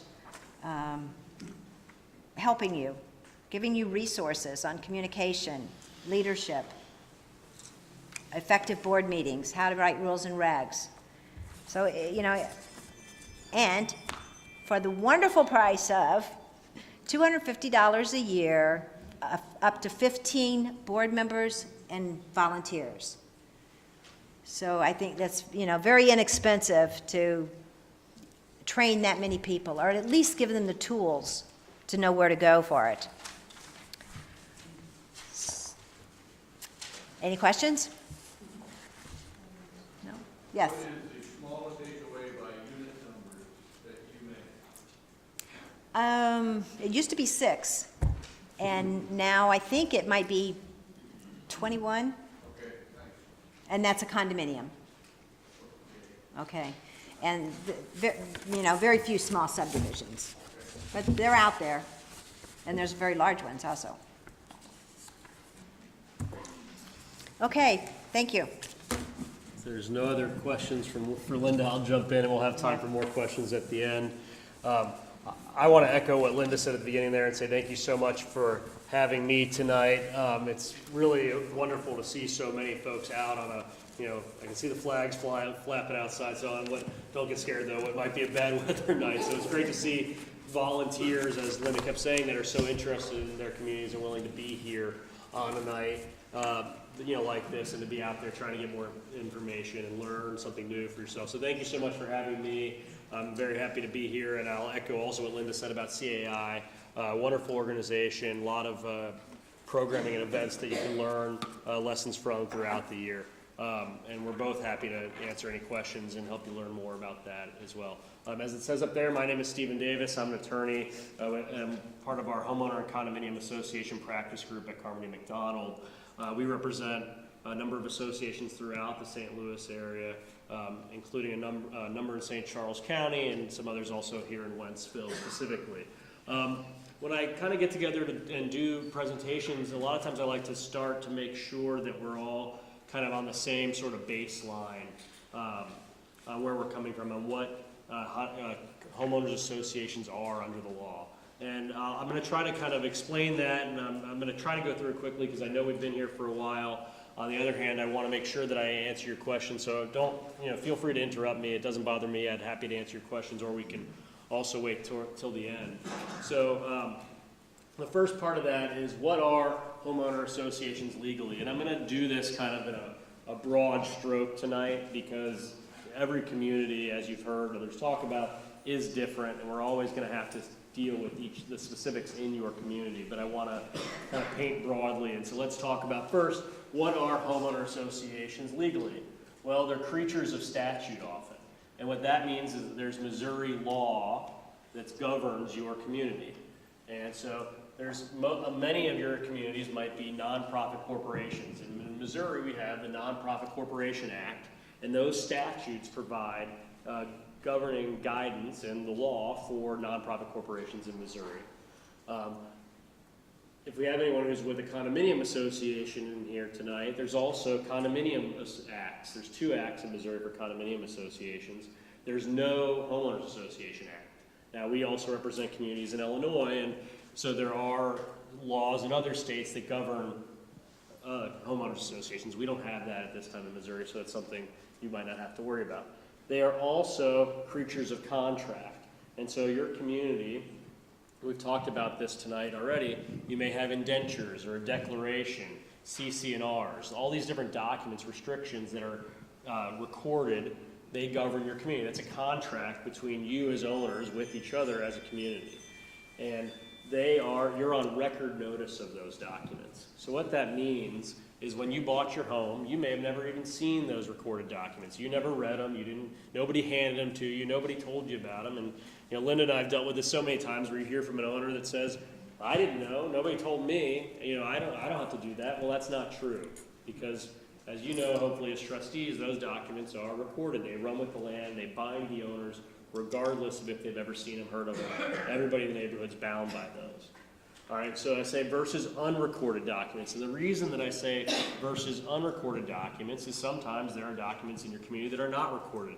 Those rules and regulations that Linda was just talking about, those are not generally recorded documents. And so people are not on record notice of them. They may be enforceable otherwise, but like Linda said, it's important to be providing those to the owners, sending them out on a regular basis so people are aware of them and have received them. If you're organized as a nonprofit corporation, you're also going to have articles of incorporation. So that's another body of law or another document that's recorded that's out there and that's been filed with the Secretary of State and is available online that you've got to look at and make sure you're complying with. We also do have trusteeships and unincorporated associations, and a lot of time we throw around words and terms in these meetings where we've talked about homeowners associations and trustees and nonprofit corporations. Well, these terms don't necessarily always mean the same thing, so it's always important to look in those governing documents that we're about to talk about in a little bit more detail and see what you are and what your entity is, so you know what rules you have to follow, what are the rules of the road, what law governs you. So there are 2 questions that we ask when we take on a new association or trustee or condominium client. And the first is, where's the association located? And we all know that for everyone in this room. Well, you're all located in this jurisdiction here. So you're in Missouri, you're in St. Charles County, you're in Wentzville. But we have to know what the jurisdiction is, because like I said before, Missouri law versus Illinois law, we have different laws we're going to have to follow in different counties, and also you have your public law here in Wentzville. And so, it's been brought up to me many times, well, the city okayed it, right? I'm doing a project in my house, for example. The city okayed it, but the association has its restrictions too, right? The association can be more restrictive. Now, at the same time, when the association is approving things, you want to make sure that we're not approving something that would violate Missouri law or would violate your public law here in Wentzville or something like that. So it's kind of, you've got to look both ways, but that's just something to be aware of. So And I'm sorry, I'm probably going a little fast trying to make sure we get through all this and get you out of here. So if you have questions, please interrupt. It's quite all right. Yeah. So they can't, so for instance, a situation where our district say have two dogs, and Wentzville says 3. You can be more restrictive in your You can neighborhood. be, so they can require you to, they can't say, well, Wentzville allows 3. Right.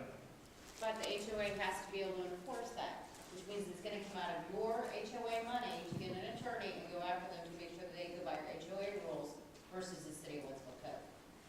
That's right. Wentzville's not going to enforce your restrictions for you. That's on you as a community, and that's on talking with professionals, a property manager perhaps, your other board members, your neighbors, talking with an attorney and developing a strategy for how you want to enforce your restrictions. Because there are a number of ways, including hiring an attorney, but there are steps that you might take, and I would recommend that you take before that point to, one, save you money, and two, you're still neighbors. So we always try to encourage a neighborhood to the extent you can. I recommend a letter first. To the extent you can to try to be neighborly at least initially. Raised over the course of many, many years. I understand. Because our subdivision just got turned over from the builder about 3 years ago.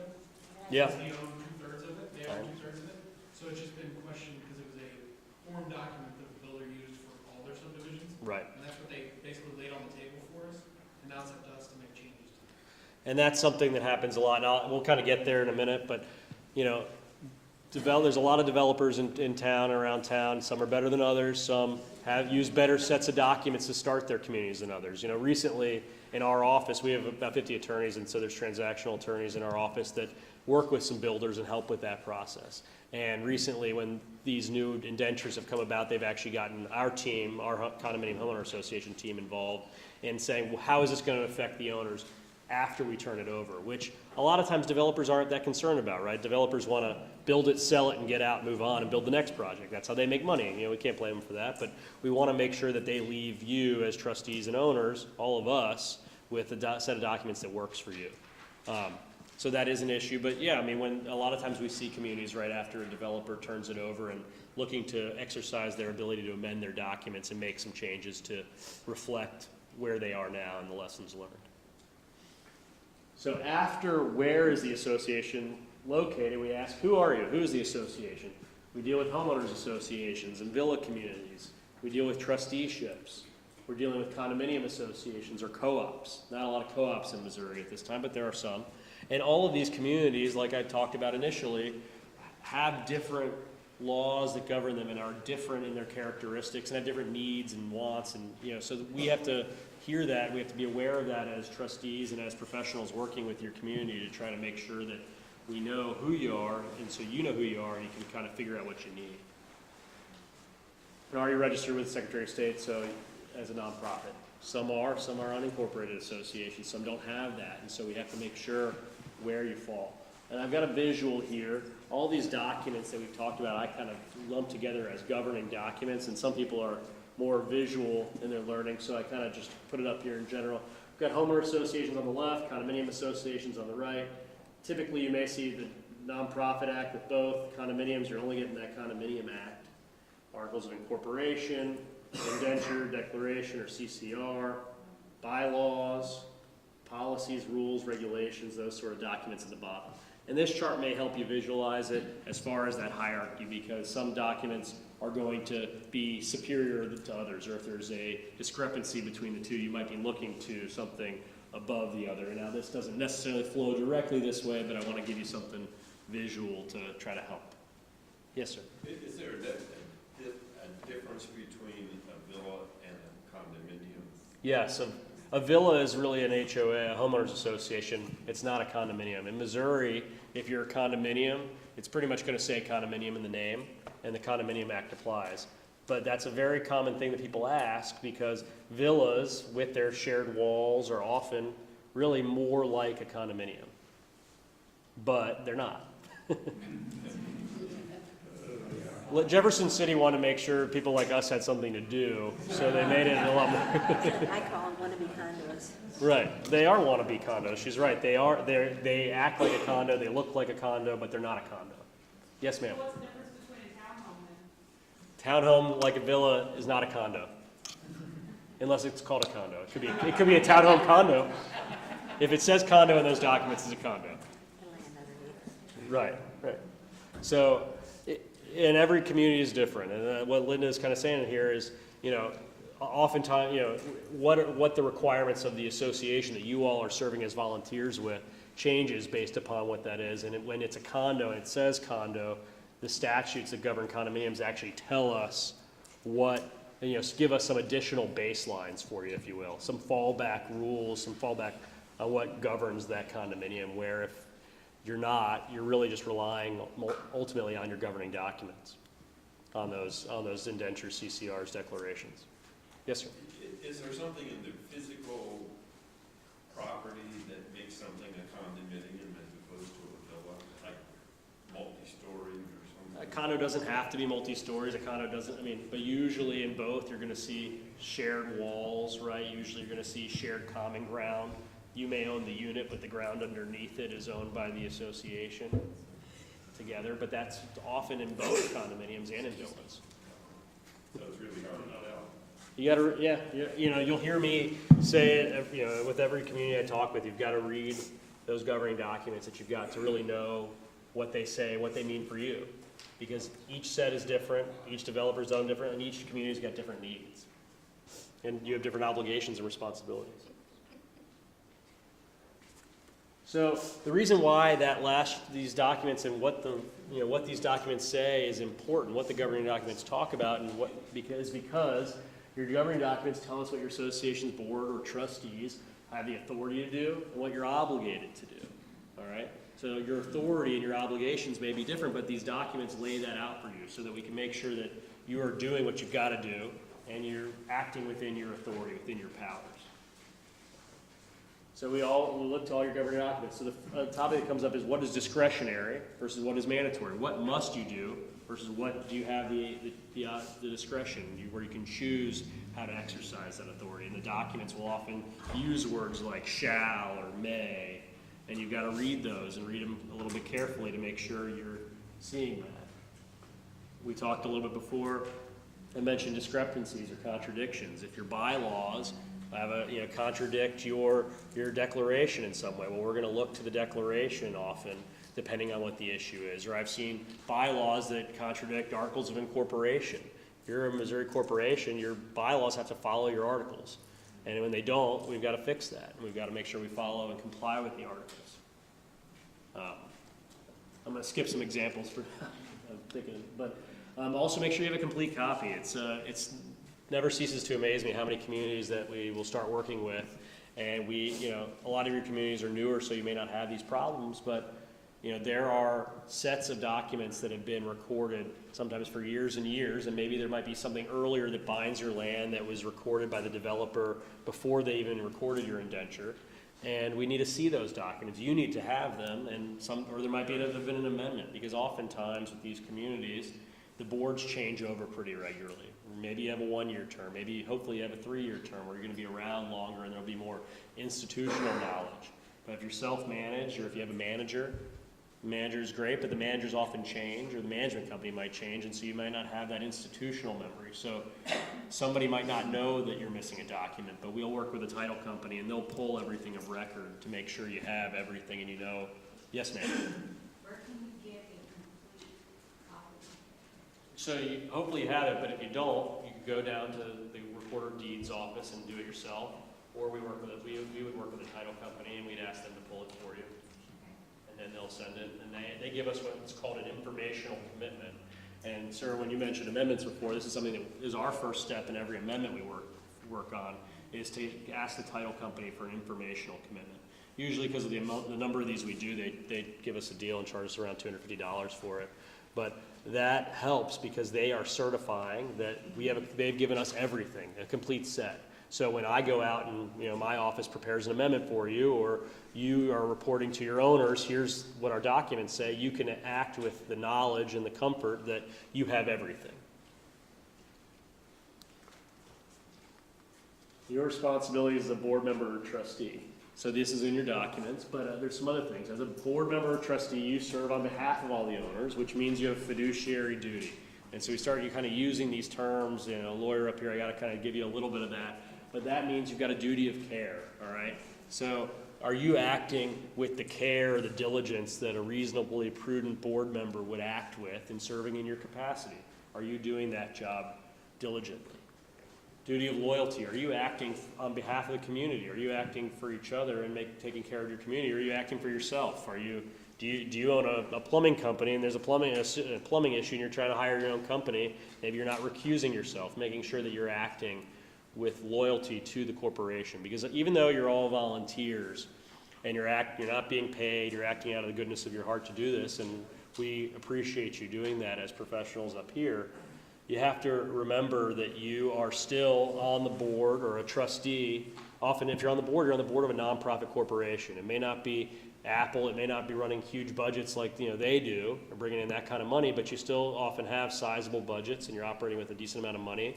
If you're building up reserves like Linda was talking about, you're saving a lot of money over time to be able to do projects in the future, so you need to be making sure that you're acting appropriately.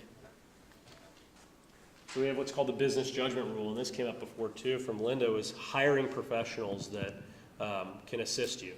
The business judgment rule protects boards from lawsuits when they're acting within their duty of care and their duty of loyalty. They're doing what they should do. They made a business decision, and things maybe didn't turn out right, but they made a business decision. This came up for me recently where a community has a responsibility for foundations on a home. There was a foundational issue, and it talked about the association responsible if the structural integrity of the building is compromised. Well, I'm not an engineer. Maybe there's engineers in the audience, but most boards that I deal with are not competent to decide whether the structural integrity of the building is compromised. And so if you're in a situation like that, you need to hire an expert. And then you're acting and within your duty of care. You're doing what a prudent person would do in your shoes to make sure you have an expert that comes in that tells you, what the situation is and helps you do your job.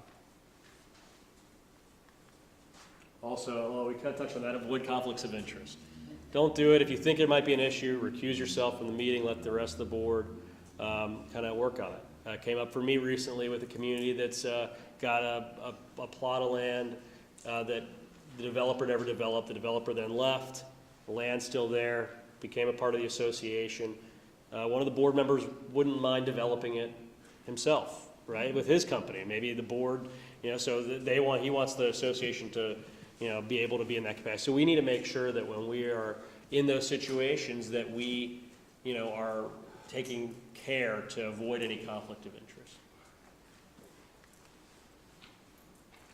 Most communities will have some sort of D&O insurance, directors and officers insurance. I heard about sidewalks earlier, and it made me a little bit uncomfortable in case your association is responsible for sidewalks in your community. If you are, let's make sure we're doing what we've got to do to take care of them in bad weather and, avoid some sort of lawsuit, suing the association for that. I mean, that's other insurance, but also if you as directors or officers or trustees are not fulfilling your obligations to take care of the community, let's make sure that you are so we avoid those sorts of issues. I put up the word ultra-virus acts because that's an action when you're taking that is outside of your authority. If a board is acting outside of its authority, it might be an ultra-virus act, which oftentimes is outside of your coverage under your D&O policy. So you've got insurance to protect you in the decisions you make from an owner suing you, but let's make sure you act within the scope of your authority. Why is this important? Associations are obligated to perform certain functions pursuant to their governing documents, and you're responsible also for enforcing the governing documents as they're written and trying to figure out how to do that. Failure to do so could lead to a lawsuit against the association and disorder in the neighborhood. That's something that we see, right? If you start, not enforcing restrictions, then people, you got to enforce them equally against everybody, one. And if you start not enforcing them, then things can kind of start to spiral. Well, you didn't care about that there, so I don't have to listen to this thing either. I'm just going to do that on my own. I've seen it a lot with assessment issues too, where you'll see it kind of, if you look on a map, spread through a neighborhood. If a community's not really making people pay, it might spread around a cul-de-sac, and everyone in that, they're not paying. Why am I paying, right? Or then the community's not taking care of things as often as they need to because you don't have the funds to do it, and then services go down. People don't want to pay and don't want to be a part of things the same way. Some common issues. So I put this first one up here, declarant developer control. Responsibility, successors, owner control, builder defects. So this often comes up, well, builder defects is last, you know, you take over control of the neighborhood, all of a sudden there's these issues, what did the builder do? Didn't build this right, how are we gonna, you know, is this now on us? So that's something that comes up. You know, successors, so we talk about boards changing over time. Oftentimes I know that Wentzville's got some new changes in the code that kind of help this process happen sooner, but you know, some of you are operating under older indentures before that ordinance was passed. So, you know, in your documents, it's going to talk about how that control, the board seats or trustee seats change over time from the developer to the owners in the neighborhood, and dealing with that situation and making sure those transitions occur. Yes, sir. I got a question for you. I went through our indentures, and it recommends that every 10 years that we have them gone through. I was thinking about having that done this year, but if changes do need to be made, does that still have to go through the entire vote, or are you guys able to adapt those to law? So that's a good question. So the question is about amending your documents, and you know, the first thing that we do when someone comes in and wants to amend their documents is we really ask, what's the issue that happened? What are you trying to change? Why? You know, because a lot of times you'll have new board members come in and say, we want to just change everything. We want to write this over again. And I hesitate to do that. One, because it's going to take a lot of time for you as board members or trustees. It might take a lot of money if you want to change everything, right? And you know, there may be an easier way to get it done, a less expensive, a less time-consuming way to get it done. So if there are certain changes you want to make, we'll look at those and we'll see, well, can they be changes that are made based upon a rule? Because a lot of times your documents are going to give you rule-making authority, which means the board often can pass their own rules based upon the authority they've been granted and impose them on the community, send them out and say, these are now the rules everybody has to comply with. Sometimes boards want to go too far and pass rules that they don't have authority to make, so you can't do that. But so rules would be a less invasive way to make a change. Then, you know, otherwise we may be looking at different changes to bylaws or declarations, indentures, that sort of thing, and then you're amending based upon assuming you're outside of the declarant control period, because oftentimes when the developer is still running things, they can make changes without owner approval and do it on their own. But once you as owners are in charge, you're going to have to go through that amendment process. Usually it's going to be 2/3, but it depends on what the documents say. And you will make those amendments, and usually they're going to be by written consent. So that doesn't mean sometimes you're voting at a meeting, but oftentimes what you're doing is you're going to have people sign off on a form, maybe going door to door even, and having them sign off and approve an amendment by that large number, and then you'll record that. All right, then would you recommend, say, Missouri or City of Wentzville passes a new law that changes what your regulation or your indenture stands for? Can we just leave it be? It don't really matter, or do we have to have it removed? So you're saying like there's something in your documents that now Wentzville's made a change, and now that it's not that Wentzville's more restrictive or requiring something that your documents allow? Well, I guess the most easiest one for me to think of right now is, say, even the Missouri Supreme Court said political signs are allowed in your yards, but a lot of HOAs, a lot of associations say, no. Well, I mean, how can you say? Sure. I mean, do I leave that in my interest and just not worry about it and let it be, or do you? Sure. Just So an example. Yeah, no, I wrote an article on political signs back in the election when that came up too. So a lot of times subdivisions will say no signs except for maybe one for sale sign. And Missouri law allows political expression, it allows political signs. There's some reasonable restrictions you can place on that. And I don't have the statute in front of me, so I'm not going to quote from it or the case either. But you want to, if your indenture says something that you're saying basically Missouri law is saying, well, that's not true. You can do this other thing. You don't have to change your indenture. Your indenture says what it says, but if certain parts have been invalidated or partially invalidated by the law, that just is how it is. Now, I wouldn't say if we were going to. So you don't have to spend the money to have it. Right. One of the common things that communities will come to and seek an amendment for right after the developer control period has ended is they want to go through and remove all the developer language. You can. You don't need to. It's of no use most of the time anymore, right? The developer's gone, the owners now control it. It might look prettier and be shorter if you took out all that unnecessary stuff, but you don't need to. I think there was a question over here. Yeah. I was going to ask you, when you were talking about changing the amendments, and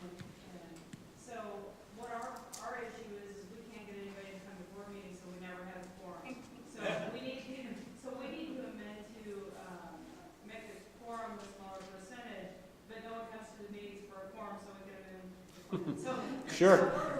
Is this this is for an owner's meeting? Yeah, just Yeah. in general, just to amend the Sure. bylaws to make the forms more, so that we can get anything done. Yeah. So and I dealt with one this past fall. It's usually, and I don't know your documents, so usually it's in the bylaws. This community that I'm thinking of had a 50% quorum requirement. You're not getting 50% of your owners to most meetings. Now, I hope all of you can. That's great. 60? 2/3 of the owners. Well, that's pretty high. So, depending on how, what sort of community you are and what your documents say and everything, what we would usually do is do a bylaw amendment to decrease the quorum requirement. Now, if you're a nonprofit corporation, the nonprofit corporation has a minimum, but you can have something in your documents that's more. So we would do a bylaw amendment. That would likely require you as trustees going door to door in your community to get everyone to sign off, but that's easier than getting into a meeting. If your amendments are done in person or by proxy in a meeting rather than by written consent, you might go door to door and have proxies signed in return, or mail out proxies and have them returned.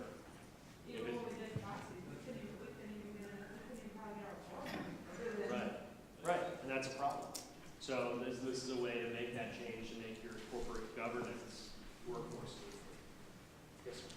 Is there you were talking before about reserves, is there a legal requirement to have a certain reserve based on some formula or something?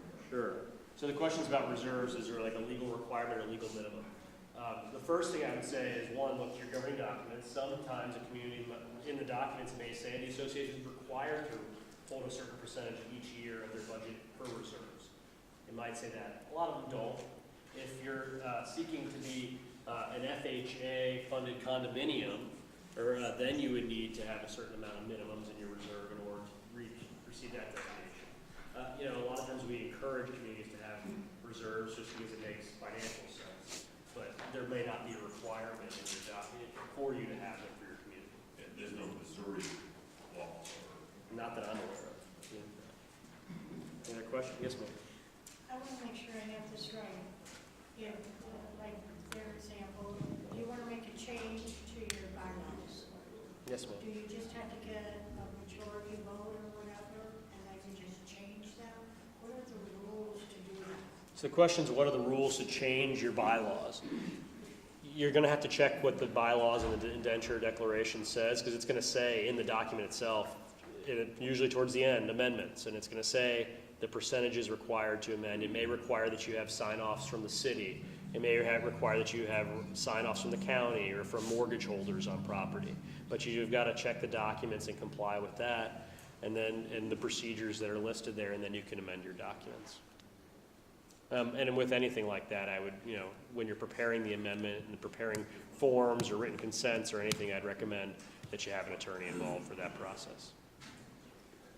Yes, ma'am. Is there anything in a state law that says that a homeowner owns more than one property within a subdivision? Do they get that amount of votes per property? Usually the amount so the question's about how many, if you own more than one home in a subdivision, do you have a vote per property? Usually, yes, you're going to be voting based upon the number of the units that you have. We have a similar situation with the whole quorum. So our property, I moved in 9 years ago. Original builder went bankrupt. 2 other builders in after that. Same indentures from the first developer, and they're crap. And they basically do need to be all rewritten. However, getting the majority of people to vote. In the process of all these builders, several of the homes went to out-of-state owners that are renting the property. It may be tough. I mean, it's one of those things that, you'll have to look at the situation, see what your documents say about the changes. Maybe there are things that you can do to help fix some of the issues you're dealing with by rule, without having to amend the documents if that's going to be too difficult. Or there may be other ways to get it done. The majority of the people who have actually showed up would actually just go with city law, but we'd have to rewrite everything. Well, it's something that we, certainly would be happy to look at for you some other time. But it's just hard to say without actually reading through the documents. Next issue I've got up here, maintenance. So who's responsible for maintaining a certain element? Architectural control, what approvals are needed from the board or from an architectural control committee in order for owners to be able to do certain changes on the exterior? How will the community pay for large future maintenance costs? These are some of the things that come up in the maintenance area, because each community, again, is different. We have to look at those documents to see, is it an element that the association maintains, or is it on the owner? Or sometimes you see things that the association has primary maintenance control, and then the owner has secondary. Gets a little bit confusing. Sometimes it might say the association may do something, but where is that line that you have to do something? And so I get concerned about that a lot when you deal with certain elements that might be a safety hazard. Decks, for example. That can be something, right, that could be a pretty serious situation. But again, you've got resources here in the city that can help you with some of those things, and there's certain code requirements too that you can kind of use to help yourselves out with that area. For architectural control, I encourage you to make sure you have the board doing that or a committee handling that. You see all those trucks in the driveway, but nobody's put any approvals in. You might want to look into it a little bit more. If it's an exterior change, let's say the association is responsible for maintenance on the exterior of the homes and someone's adding something to the exterior. You may want to see about entering into some recorded agreement with that owner that would be on record so a future owner knows that this was something that the owner added and the owner's responsible for. A couple of examples come to mind. I had dealt with an owner that wanted to add a deck onto a house, but the association maintains the exterior. What if where they attach the deck to the home, there's now going to be water leaks, or it falls off the side and damages the exterior? Unless there's and it's a future owner that's owning it at the time. How is anybody going to know, or how was that owner even supposed to know that they're going to be responsible for that when they read in the documents, the association maintains the exterior? Satellite dishes on the roof. You might be responsible for that roof.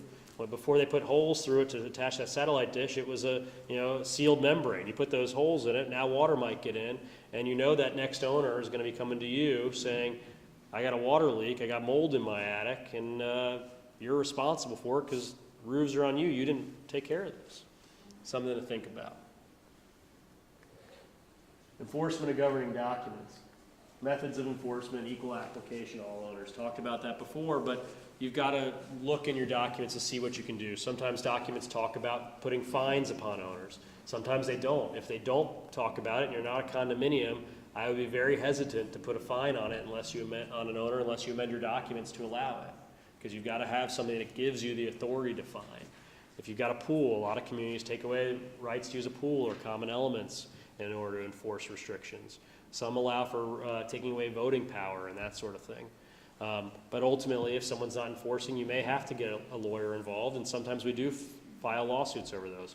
I've had to file lawsuits for people violating fence restrictions, for posting property on Airbnb when you're not allowed to lease for less than 6 months. Those sorts of things happen because sometimes owners want to fight you on things, and if your documents allow it, and we always look at it before we file those lawsuits, but will the documents allow you to recoup your attorney's fees and court costs in filing those actions? Most of the time they do. And so now that's not to say that a court, if it went that far, would award you those funds, but it is another tool in your tool chest. How attorneys can help. Because I'd be remiss if I didn't say this. We'd obviously hope to work with as many people that we can, but attorneys can review your governing documents and provide advice on appropriate action. We're here to be a member, a part of your team, and help make your job easier, help everything flow smoother in a community. For our firm at least, we want to develop a 20, 30-year relationship with your community. We want to help you solve these problems so that you're really just coming to us when you need us. We don't want to, just have to, deal with a lot of problems right away, but we're here to help if that's what's going on and you have real problems that you need addressed. Attend board meetings, annual meetings, information sessions. Those happen especially with amendments, but oftentimes with a lot of other topics that might come up. Big projects in the community. You have a $1 million project and you're taking out a bank loan because you don't have reserves. You might want someone to come in and explain that, or talk about a special assessment that's going to be needed because you didn't have reserves to fund some repair on the basin or something else. Written guidance for the board on certain activities. We've prepared written guidance on how meetings should be conducted for your community based on what your documents say, what the governing documents and any relevant statutes might require. Help keep order in the neighborhood by enforcing the governing documents. We just talked about that. Assist the board in planning for future needs, including amendments once they're no longer under developer control. I think the next slide I have is attorney's fees, because everybody always asks me that at the end, so I just started putting that in. You know, we want to help keep your costs down, like I just said. We want to be a partner that's there for you. Our firm, we give a 10% discount on our fees. We give a 1-hour free meeting in our office. We do have a team approach. You've heard about a lot of different topics, and the quote that Linda gave you today told you how many areas of expertise you have to have. And there's a ton of different areas of the law that come involved in this area all the time. So we may get involved, attorneys in our litigation practice when we're going to court. Certainly our real estate department when we're amending governing documents, or you might get corporate lawyers in to help how to run a meeting. You deal with bankruptcy issues. You deal with banking issues. We deal with divorce issues when, you know, what's going to happen, or probate issues. Someone passes away in the home. Who's going to be responsible for taking care? Who's going to pay the fees? Those things happen all the time. Once it's in courts, difficult to predict costs, but we will predict costs for you as needed. Collections of assessments are an easier thing to predict because that's pretty standard. But if you have amendment issues you need, we'll always be happy to look at it and try to give you an estimate. Yes, sir. Do you ever represent individual homeowners going against an HOA? We've represented homeowners sometimes, but we typically shy away from it given the work that we do for the boards and associations generally. So yeah, I mean, I just put our goal up there. We want to be a responsive partner. We've been in this, the partner that I started doing this work with at my firm, probably started doing this 10 or 15 years ago, and the thing that we heard a lot was that communities were not hearing from their attorney, not knowing what was going on. And we want to make sure that if you have an issue or a question, that you're going to at least hear back from us and know that we're working on it, and we'll get back to you. I list out this because there's so many different things, like I said, that come up in this area of law. So this is just kind of a smattering of things that are typically going on and often going on in our office right now, and are listed in the materials I gave in the back. Any other questions? Yes, ma'am. I have a very odd problem. I'm the trustee for Albany subdivision. Okay. One, our previous builder did not pay taxes on a piece of common ground. It ended up going to St. Charles County to be auctioned. At the auction, I was bid against, and the gentleman that won the land, and I have been trying to negotiate the return of the land to the subdivision. Holding me hostage. Correct. I finally processed a vote to the subdivision. The subdivision agreed to pay what he asked. He contacted me. I agreed to pay what he asked, and even went to the extent of drafting the quitclaim deed with Michelle McBride's assistance. Okay, sure. He sent it to him and waited for his reply. His conversation with me before I sent it was, let's get together. If you'll pay this, we'll do this. I've never heard back from him. Sounds like. Can I sue him for breach of verbal contract? Sounds like you may have a breach of an oral contract. I'd want to look more at it, but it sounds like that's what you're feeling. Okay. Sounds like you had a deal. Yeah. Any X, I'll give you this. Right. Yeah. Thank you. Jesse. And for any of us, really, I don't mean to hug the mic. We're known for talking for too long, so I apologize. Any questions? How many am I going to see on March 3rd at our trade show, or no, the 5th? Try to come. It's great. It's great information for you. And I will say, I know that Linda brought another flyer that's in the back that lists a lot of upcoming other speaking events that they've got. Okay, well, thank you so much for everyone's, again, if we didn't get to a question that you had, please leave it on a comment sheet. Thank you so much for the great participation. We hope we offered you some good information, and we'll have another one soon. She had a set of steps for private drivers. Wentzville has told her those steps are not passed the inspection. Now, Wentzville should have gone out to inspect it. Yeah, probably for an occupancy. She's in a hard spot money on it. Yeah.